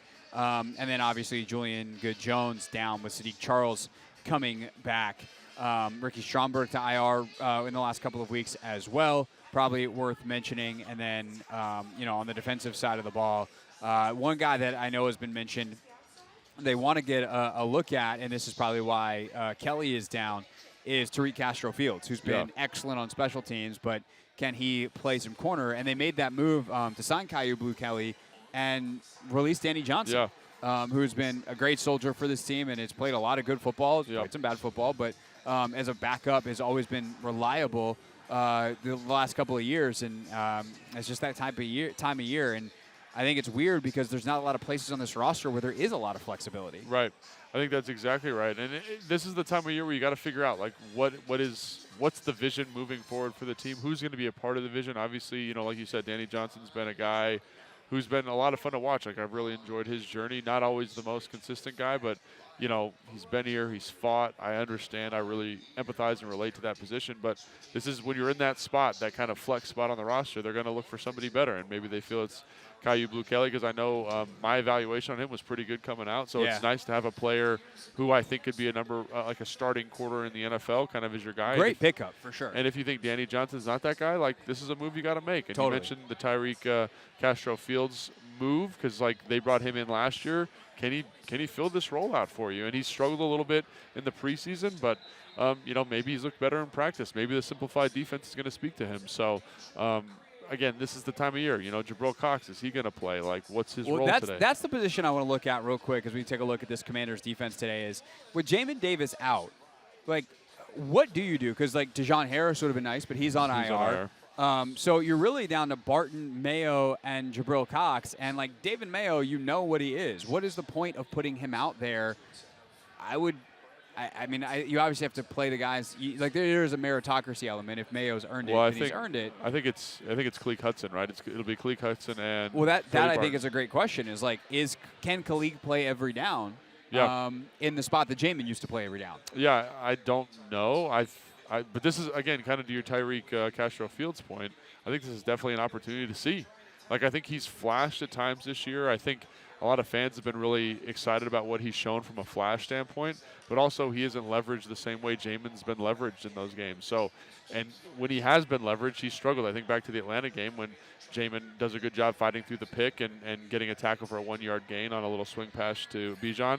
And then they run the same play when Khaleek's in there. It ends up being a 15 or 20-yard, almost an explosive play. So, again, how does he handle a larger role? Does he deserve to be a part of the roster moving forward? Like, everyone says these games aren't important, but these two guys, like, this is your audition. I mean, for Castro-Fields, like, you might have a game or two, and then they're going to swap you out with Caillou Blue Kelly. Correct. And be like, okay, or do they? You know, they could always give Kendall a hamstring injury. Yeah. Like, hey, buddy, sorry, your hip's really bothering you. We're going to put you on IR. Which I think those types of moves probably coming as well. There's some pass rushers that I think they're a little interested in.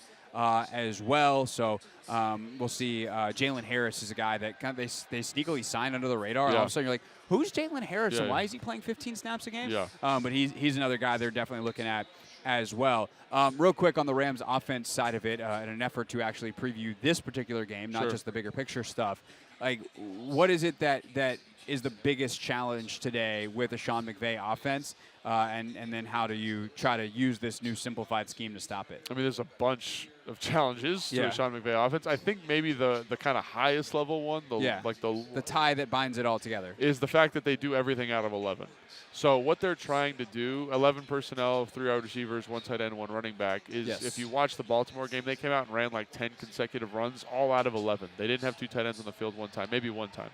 But the idea is that if we can run the ball out of this personnel grouping, you're going to have to match in a heavier personnel grouping, and then we're in 11, and you're in a lot of trouble. Right. So that's you don't have the DBs on the field to match our wide receivers. Correct. And now we throw. And I think we've seen how – so that's the highest level, I think. And then obviously what Matthew Stafford does on a down-to-down basis is just – it's spectacular. I mean, he's playing – I think his production's not quite been, high-level elite production in terms of statistics, in terms of touchdowns, yards, all that kind of thing. But when you look at him from an EPA per play standpoint, from a big-time throw standpoint, I mean, it's the top of the top. And so you're going to see a lot of that today. So Matthew Stafford, 11 personnel, how do you handle those two things if you're Ron? But I do think playing a simplified coverage structure helps with that. You can disguise better for a guy in Matthew Stafford at the line of scrimmage who's trying to check into some different stuff. You can, you don't have to worry about switching personnels out so much because you trust that the interchangeable pieces know the defense because there's not as much information in. So I think there are a lot of benefits to kind of what Ron's done in terms of simplifying, and hopefully see the benefits of that today. Ready for a quasi hot take? Yeah, I'm always ready for a quasi. I think Matthew Stafford might be the quasi hot take. The hot take version would be Matthew Stafford is the most underrated player in the last 15 years of the NFL. I think he's safely one of the 5 most underrated players. Like, he had 5,000-yard seasons in Detroit where he led an offense that scored like mid-20s points per game, and their defenses were so bad that he didn't even sniff the playoffs.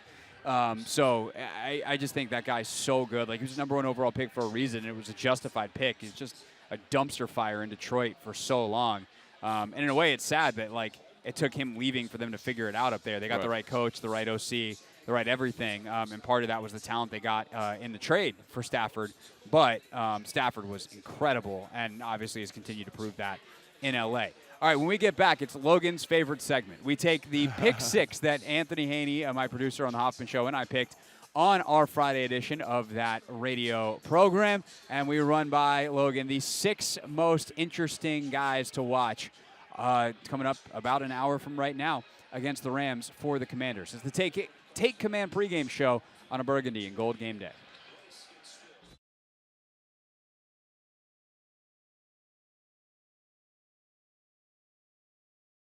Put your hands on somebody, advanced like chess metric. And I think the familiarity breeds like a faster game quality because like I know exactly what this defense is. I know exactly how they're going to play this run. We ran it against them, 6 weeks ago. Let's see it again. And we ran it against them last year twice. You know what I'm saying? So you get a really good feel for that.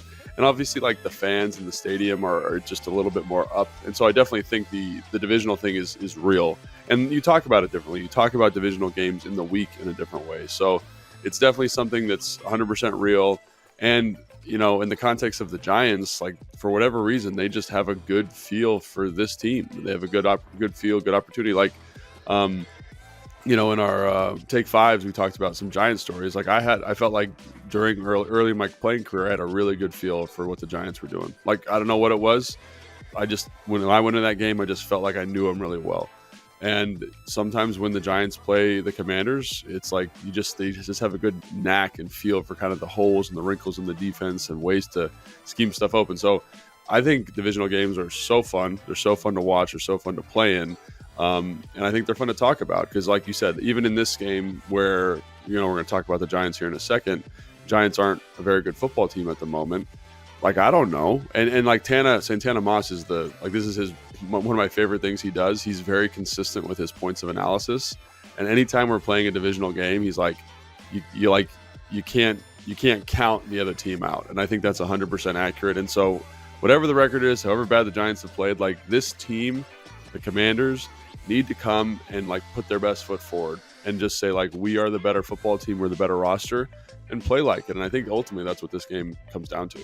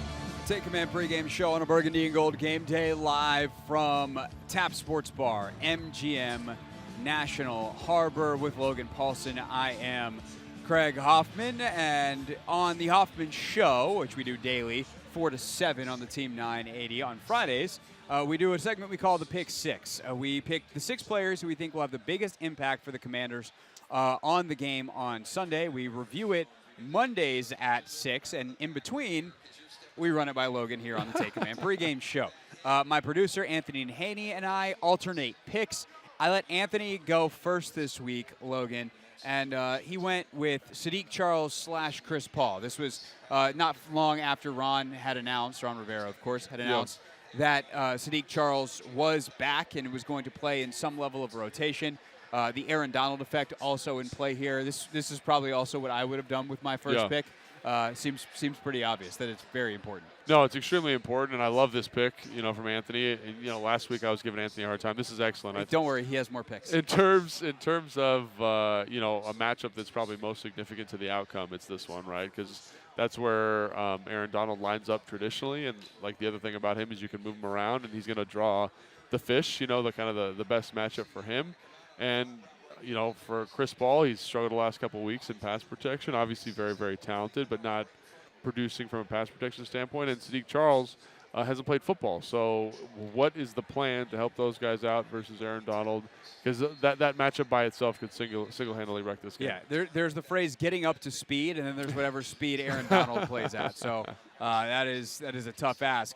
My first pick was Emmanuel Forbes. His first game back in a couple of weeks after the injury, and with obviously this new reconfigured defense, plus Puka Nacua, Cooper Kupp, these are receivers that are, I think, a great challenge for Forbes because they really do test your technique and your discipline. These aren't physical freak type of guys. They are precise. They understand leverage, they understand timing. And if you're not on top of exactly what you need to be doing, there is no such thing as makeup speed against them because they know how to break at the exact right time and make themselves available.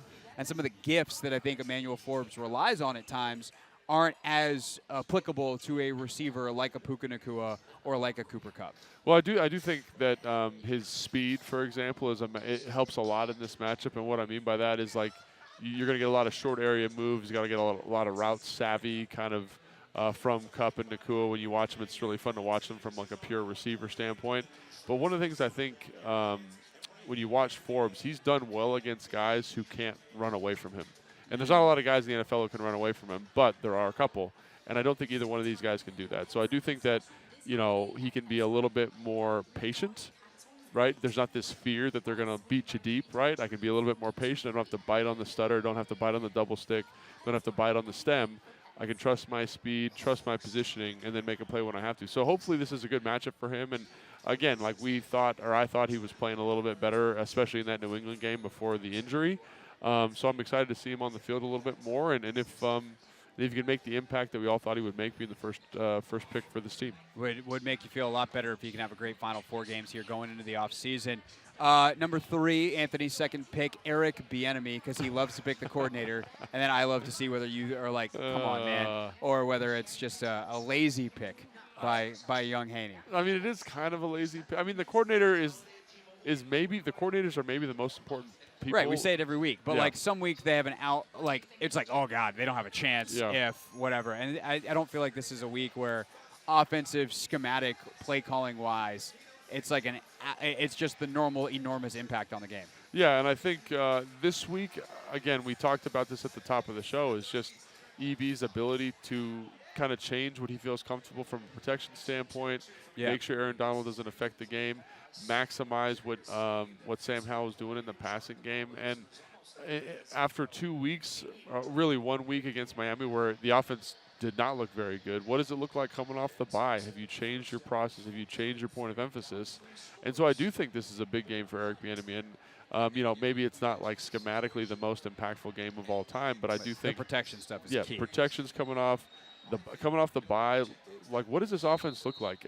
We watched in our film breakdown this week so much of, the details don't seem like they're right. The splits, the speed, the creating horizontal stretch, that wasn't there the way I thought it would be. And can you get it right this week? And can the offense look like it did earlier in the season? And I think this team, while a good football team in the LA Rams, they're not defensively the juggernauts you've seen the last couple of weeks. So can you maximize what you're doing? And so I do think it is a good test for EB to see kind of where he's at and where this offense is at. No doubt. That would include some contributions from number 1, Jahan Dotson, number 4 on our list, my second pick. And we talked about this more extensively earlier in the show. In the interest of time, won't do too much recapping. But basically, he's the guy that gets caught up in the wash in terms of the discussion. First rounder last year. How good Jahan Dotson is and what kind of season he has to finish out here, I think is critically important in terms of the future of this team and really feeling like, oh, we need to upgrade the receiver room, or like, no, it's just kind of a weird, bad year. Yeah. This deep into the season, coming off the bye, all the pressure on, like, and not to mention in the evaluation of Sam Howell, Jahan playing better can help Sam play better. And so it seems fairly obvious on that one. Last two, Quan Martin was Anthony's final pick. Quan Martin, I think, is an excellent pick. I really want to see what Quan Martin's doing, especially being with Jamin out. Like, are you in that Buffalo nickel a little bit more? And that was his reasoning. Yeah, and I think it's excellent. I think he struggled a little bit against Miami, but he was kind of put in these situations where he's approximately doing the right thing, but not quite. And I think you just see a little bit of his youth, but you see the athleticism, you see the work, you see the physicality, and he's a guy that, while like his PFF grade's probably not great this week, or from when they played Miami, I think he's a guy that seems to be taking the right steps. And the more I watch him, the more like, okay, all right, here it is. And so this would be a good statement game for him, I think, because he's getting a lot of opportunity as well. I think it's going to be interesting, too, to see how Ron uses him. Like, hey, can we not get him ISO'd against Tyreek Hill in the slot? Yeah. Can you get him in positions that are more likely to see him succeed? I think that is kind of what you're looking at for Quan. And then my last pick was Chris Rodriguez. Brian Robinson is out today. Right. So what kind of workload does he have, and what does this offense look like with him as a lead back? I would imagine Gibson probably gets a little bit more in terms of the run game than you would anticipate if Robinson was healthy. But I think that the substitute, like the guy that's going to start the game as RB1, if you will, is Chris Rodriguez. And he's been, I think, their best runner of the football this season as a pure runner. Yeah. And so what does it look like with him out there, and how often does EB lean on that run game today? Yeah, I really, really like this pick. And, again, he's just a guy who's shown an ability each and every time he touches the football when he's holding on to it. Obviously, the fumble was a big issue versus Miami. But he just maximizes the offensive line. Like, I played with a guy named Jordan Young when I was in Chicago, who was not the biggest, not the strongest, not the fastest back, but elevated every single blocker in the blocking surface because of his vision and because of how he ran the run. And I think when you look at Chris Rodriguez, he has the ability to do that. And in a game like this where, while we've talked about how awesome the Seattle offense is and what they bring to the table, they don't score a lot of points. So this is going to allow the running backs, I think, to get a little bit more involved, possess the football a little bit, and hopefully they can lean on that skill set that Chris Rodriguez brings. Yeah, no doubt about it. Desmond Ridder in Charlotte for Atlanta just threw one of the worst picks you'll ever see in your life. Threw it right back across his body, which is a big no-no, and threw it directly to the wrong team. Also not recommended. So we'll get you a quick update before we go on some of these games. But next, Danny Rouillet will join us from Grant and Danny. His thoughts on today and kind of the way the rest of the season shapes up. It is the Take Command pregame show on a burgundy and gold game day.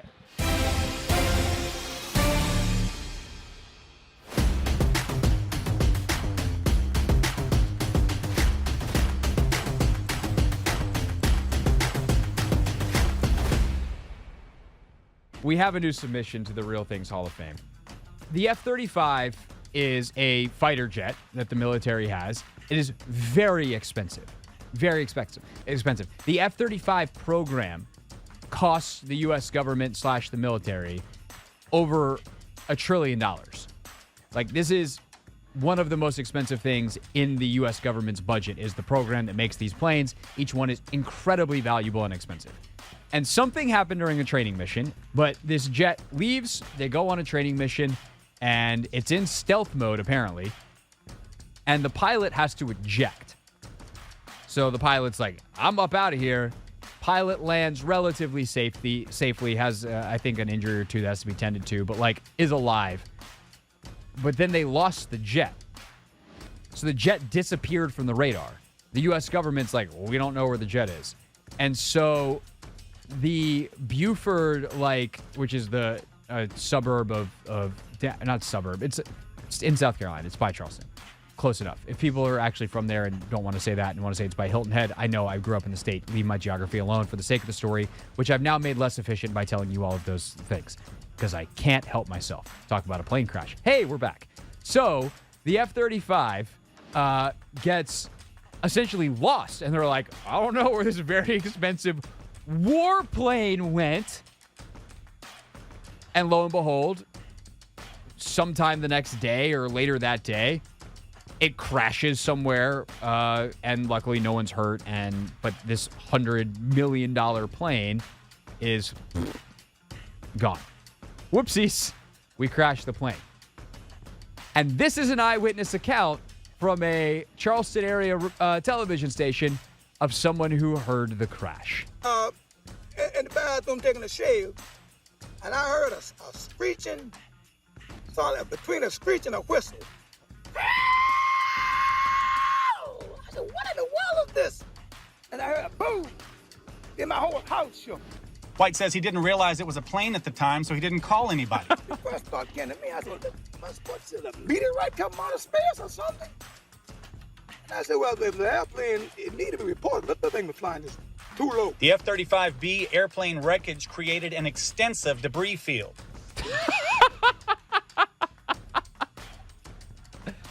That voice, we gotta get a drop for the voice because it might be better than Steph Curry's.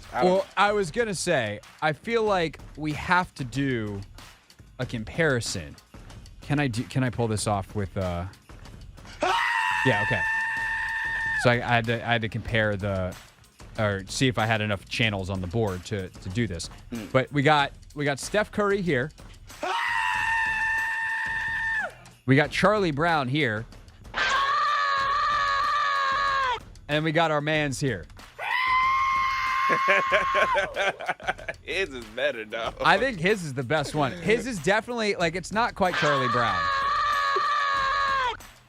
It's definitely close to Steph Curry, though. Yes.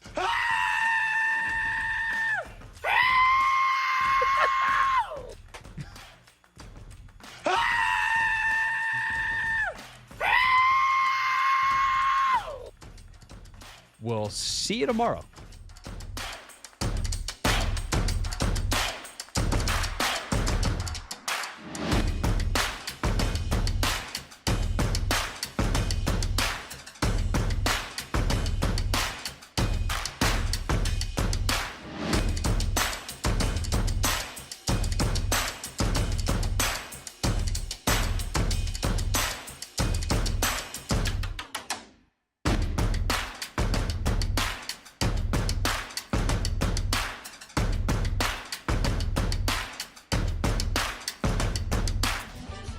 Take Command pregame show on a burgundy and gold game day.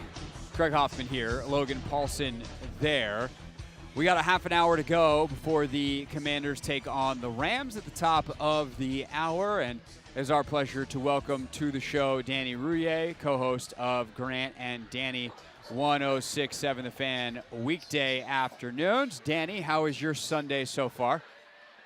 We are doing all right, boys. Hanging out in the indoors because that is my want on a Sunday. Plus, the weather is inclement, which is the excuse.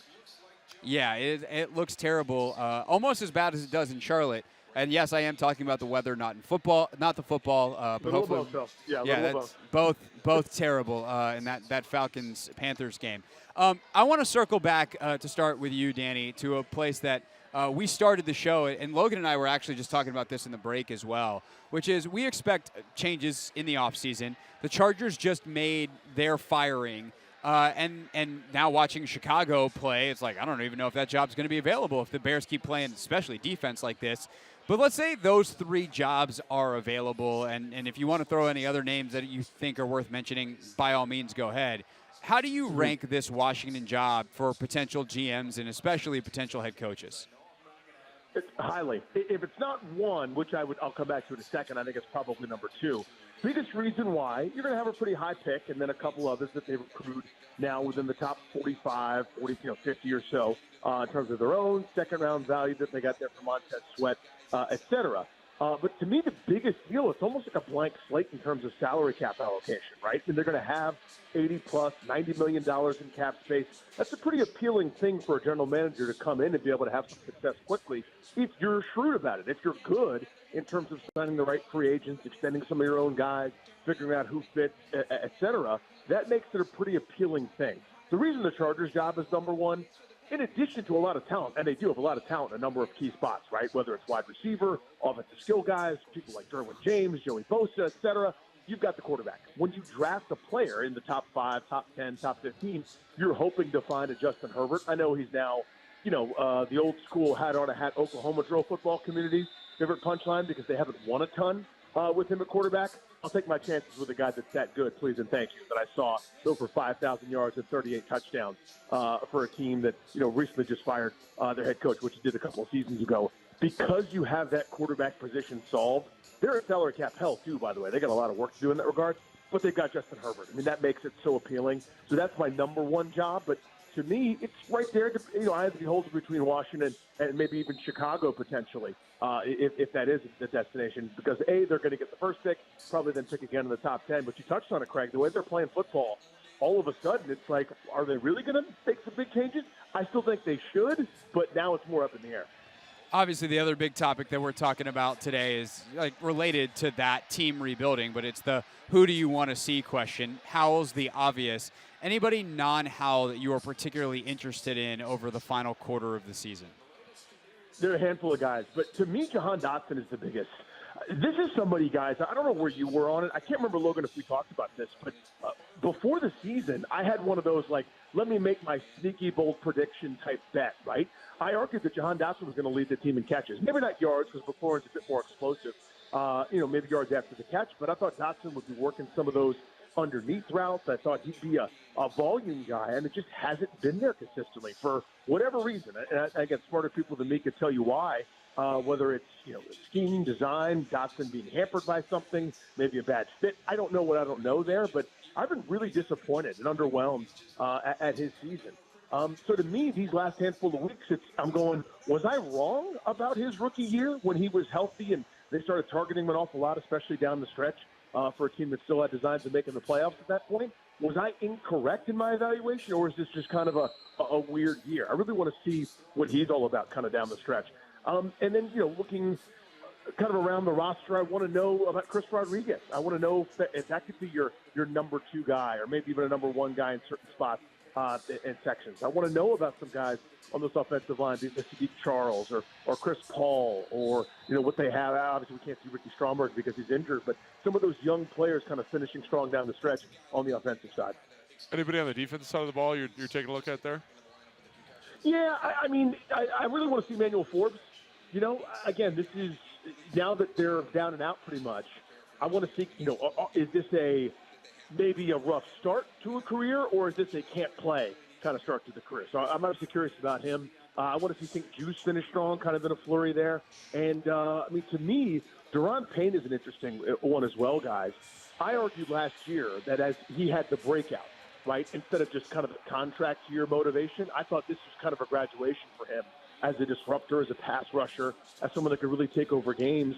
You saw it in very brief spots at times. Remember that, this is going forever ago, remember that drive against Denver when there were 3 plays? Deron Payne made all of them, and the series was over. You're going, oh, my God, this guy's going to have a monster year, and it never really materialized. I'd love to see him finish strong in that regard. But those are a couple names that come to mind. So you just mentioned a ton of names that we've actually talked about throughout whether it's this week on the podcast, I've talked about them on the radio, or that we've talked about today on the show. Like, you actually hit a ton. I was like, is Danny doing a bit on us where he just listened to the whole show and then is regurgitating our own information? It's like taking a class for a professor and saying their own words back. Yeah. Yeah. You kind of just did that bit. Unknowingly, or you're good at bits, which is definitely a possibility. The question I would like to ask you, though, is what if it doesn't happen, right? This is a possibility that we all go through, we want this guy to do well. And it's okay, well, if he does, then great. And we never really go down the other road. So let me take a guy like Deron Payne. If he doesn't have a strong close to the season, I'll throw John Allen in as well. How does that change how you look at next year for this team? Well, listen, and I did this too, by the way, when Ron first took over. If you remember going back to that point, they had an incumbent quarterback in Dwayne Haskins, right? Rest in peace. And it was a decision right around number 2. And what we basically said was, I mean, I know what I said to myself. I don't want to speak for Grant, but I said, here's what I would do. I would, after Haskins had a nice strong finish to the 2019 season, I believe it was. I said, hey, I'm curious. I want to see more. I'd like to see more of this kid. So what I would do is I would trade back in the draft and, pick up a lineman and a receiver, and, that would be my strategy. But if they come in and go no to Haskins, I want, at the time it would have been Tua, right? I said, by all means, this is your show here. This is what you're running. So all that with a caveat to basically say, a new GM, presumably, right, who walks in here and goes, you know what, I don't want to run this scheme or design where Daron Payne's an anchor. I want someone that's more X. Fine, right? We can move on. We could take 10 cents on the dollar just to sort of be able to move laterally and fill him maybe with somebody more appropriate. If we don't want defensive linemen having that kind of salary allocation for our cap going forward, we can make a move. If it's, no, that guy's a stud, he's just not being used right, here's what we can do, then we can re-up. At this point, they've got enough cap flexibility and maybe a little bit of time and some grace that I think this fan base is actually going to give them for the first time in a long, long time, where we've been patient for so long, to basically say, hey, wait a minute, we actually have a plan now. There actually is a build in mind. Here's where we're going and how we get there. So I'm even willing to wait a year on Daron Payne with a whole new staff, whole new set of front office folks, general manager, down to the coaches staff, down to position coaches, to see if we can get back to this past year for how good Payne was. Yeah, absolutely. So for today's game, who you got? Rams by 1 million. I'm only being sort of sarcastic. Guys, here's my real feeling in all sincerity. It feels like this Washington team, maybe not quite. Now, I know the bye week just happened, so maybe it's a different animal, but it feels Chargery to me. But these last couple of efforts where they weren't really competitive, losing 90-15 or whatever it's 90-25 over these last couple, it has sort of felt like, we're just playing out the string, and it just sort of feels like guys are trying to maybe do just enough to look decent enough on film to secure their position, whether it's here or somewhere else for next year. Rams are playing good football. That's the other part about it. I know they lost this past week to Baltimore, but they were really impressive against one of the best teams in the NFL on the road. Kind of come in red hot, playing pretty good football. And defensively, they're pretty solid. Offensively, I don't know how this group stops 2 basically caliber number 1 wide receivers. So I do think the Rams win this game by double digits. But I'm now in, not fake Mike Shanahan evaluation mode. Remember that one, Logan, when he was evaluating? Yes. I'm actually in evaluation mode. I actually want to see Hal and Jahan Dotson and some of these young guys play against the team that's got something to play for. That is Danny Rouillet. You can listen to him tomorrow, 2 to 6:30 on 106.7 The Fan with Grant Paulson. Danny, I'll see you there back at the shop. Enjoy the rest of your weekend indoors. Thank you, boys. Appreciate you. All right, Danny Rouillet again with us here on the Take Command pregame show. Denton Day joins us from our D.C. studios when we get back, wrapping up the show here from Tap Sports Bar at MGM National Harbor. Predictions and game changers next.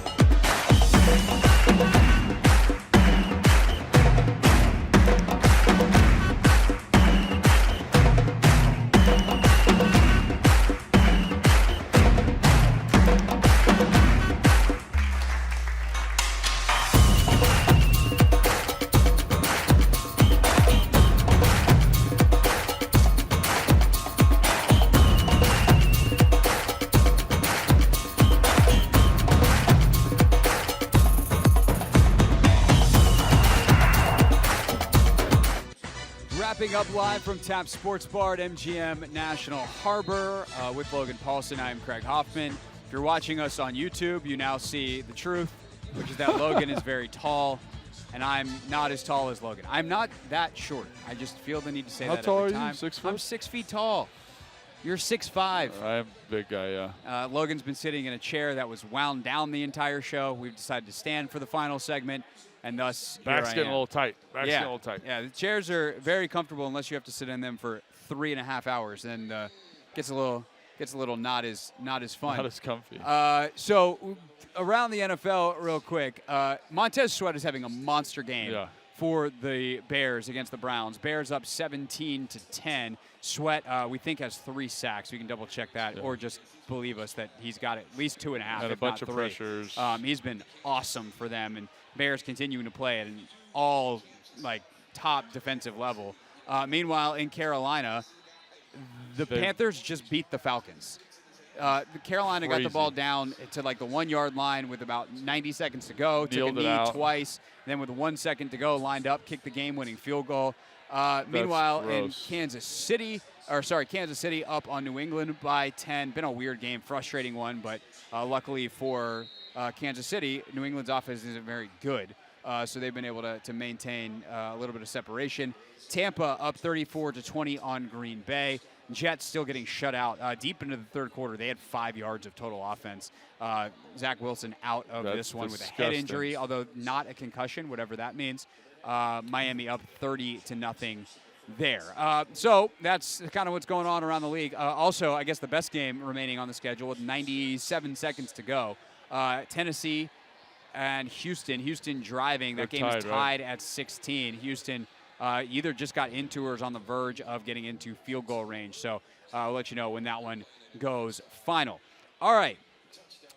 We bring in now our buddy Denton Day, who is, of course, host of Burgundy and Gold Game Day Live, coming up to take you through Rams and Commanders. Denton, how are you, sir? Fellas, how we doing? Hope everyone's well. We are doing well. Are you sitting or standing? I am sitting. I'm glad I'm not standing with you guys. That would be very tough on the camera. You guys are tall. I am not. And pardon the dated reference, but we'd look like singular the way we raised that bar if I was with you. Singular? That's a reference. It's lost on both of us. Is that a song? The old television company, Singular Raising the Bar. It's a short bar, a medium-sized bar, and a tall bar. That's what we would look like. Who knew that the youngest guy amongst us would get us with the old reference that we're just lost on? All right, let's talk about football because we'll sound smarter because I don't think Logan and I at least could have possibly just sounded dumber.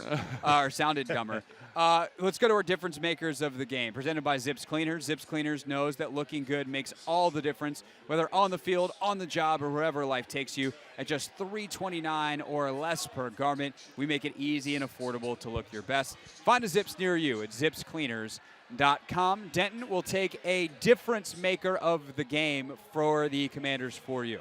Are we pretty much all in agreement that Sam Howell's off the table with this one? Like, we all want to see Sam Howell play well. Yeah. From that standpoint, yeah. Yes. Yeah, so I'll take Sam Howell out of this. I think the offense is where I would be looking with Brian Robinson not in. I am excited to see what Chris Rodriguez is going to look like with a little bit more action. It felt like for the first 2/3 of the season, every time he came in, it was like a design run. Hey, we're going to run Chris Rodriguez. So it kind of became a little bit of a tell. I'm excited to see what they can do with him and utilize him a little bit more frequently today. So I'm looking forward to see what 2-3 can do.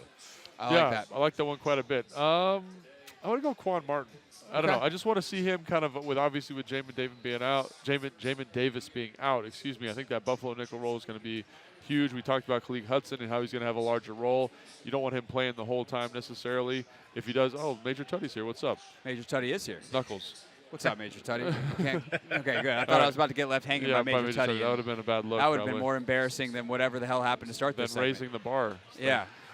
So I do think that Quan Martin would kind of alleviate some of those snaps, but also, like we talked about, I think he's doing a good job, and I want to see him do more. And I know he has given up some big plays, but I think he's trending in the right direction. I think this would be a good game to kind of say, hey, I deserve to be the starting nickel, starting Buffalo nickel, whatever it is, moving into the last 4 games of the season, and I think he's going to have a huge impact on the game. I'm going to go with the guy drafted around ahead of him. I'm going to go with Forbes. Oh, look at you. I think Matthew Stafford is the type of quarterback that will throw you an opportunity or two. Sure. Now, he also can make it look like he's throwing you an opportunity, and he knows he can get that ball 1 inch above your Correct. reach. Like, he is that damn good.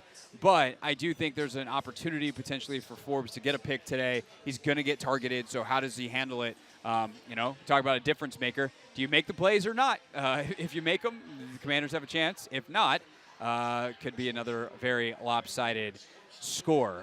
That's our difference maker of the game, presented by Zips Cleaners, which leaves predictions, boys. Predictions. Denton, Kevin said, as you well know, of course, Denton, on top of hosting with us on the weekends, is the producer daily of the Kevin Sheehan Show. So you know that Sheehan gave them out to cover. Danny thinks they're going to get blown out. Those are the predictions that we have so far.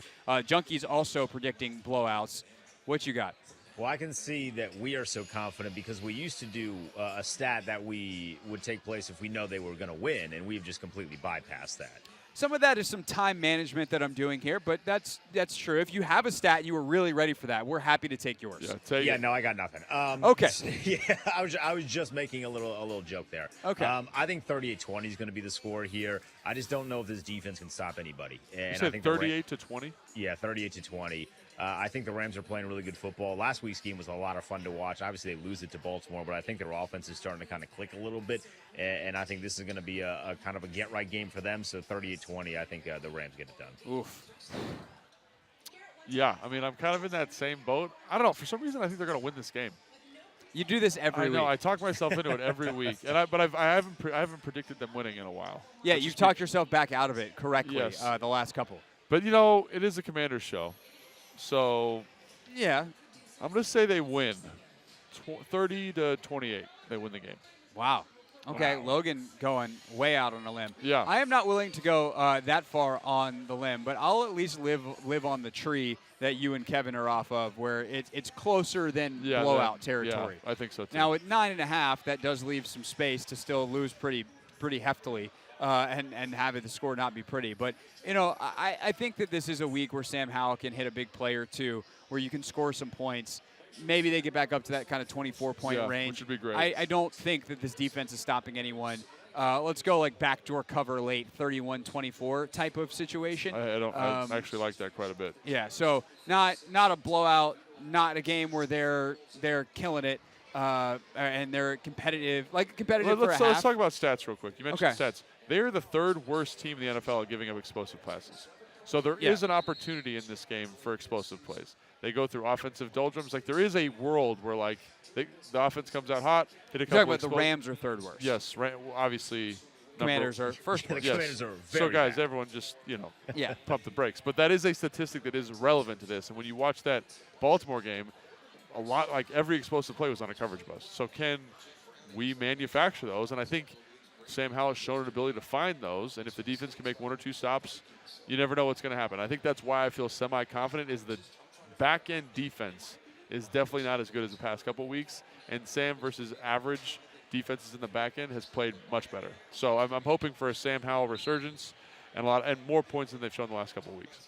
Would love that. Would also love some pressure on Matthew Stafford. That'd be great. That's something that I'm looking. That would be fantastic to generate today. Well, I'm would looking you to like see if that, it's Craig? generated. Would you like that, Denton? That'd be great. Some sacks, some pressures. That'd be awesome. Yeah, I love it. Let's see some competitive football because we have not gotten Sweat that just killing recently. right now. Or we'll just go watch Montez Sweat highlights and be sad.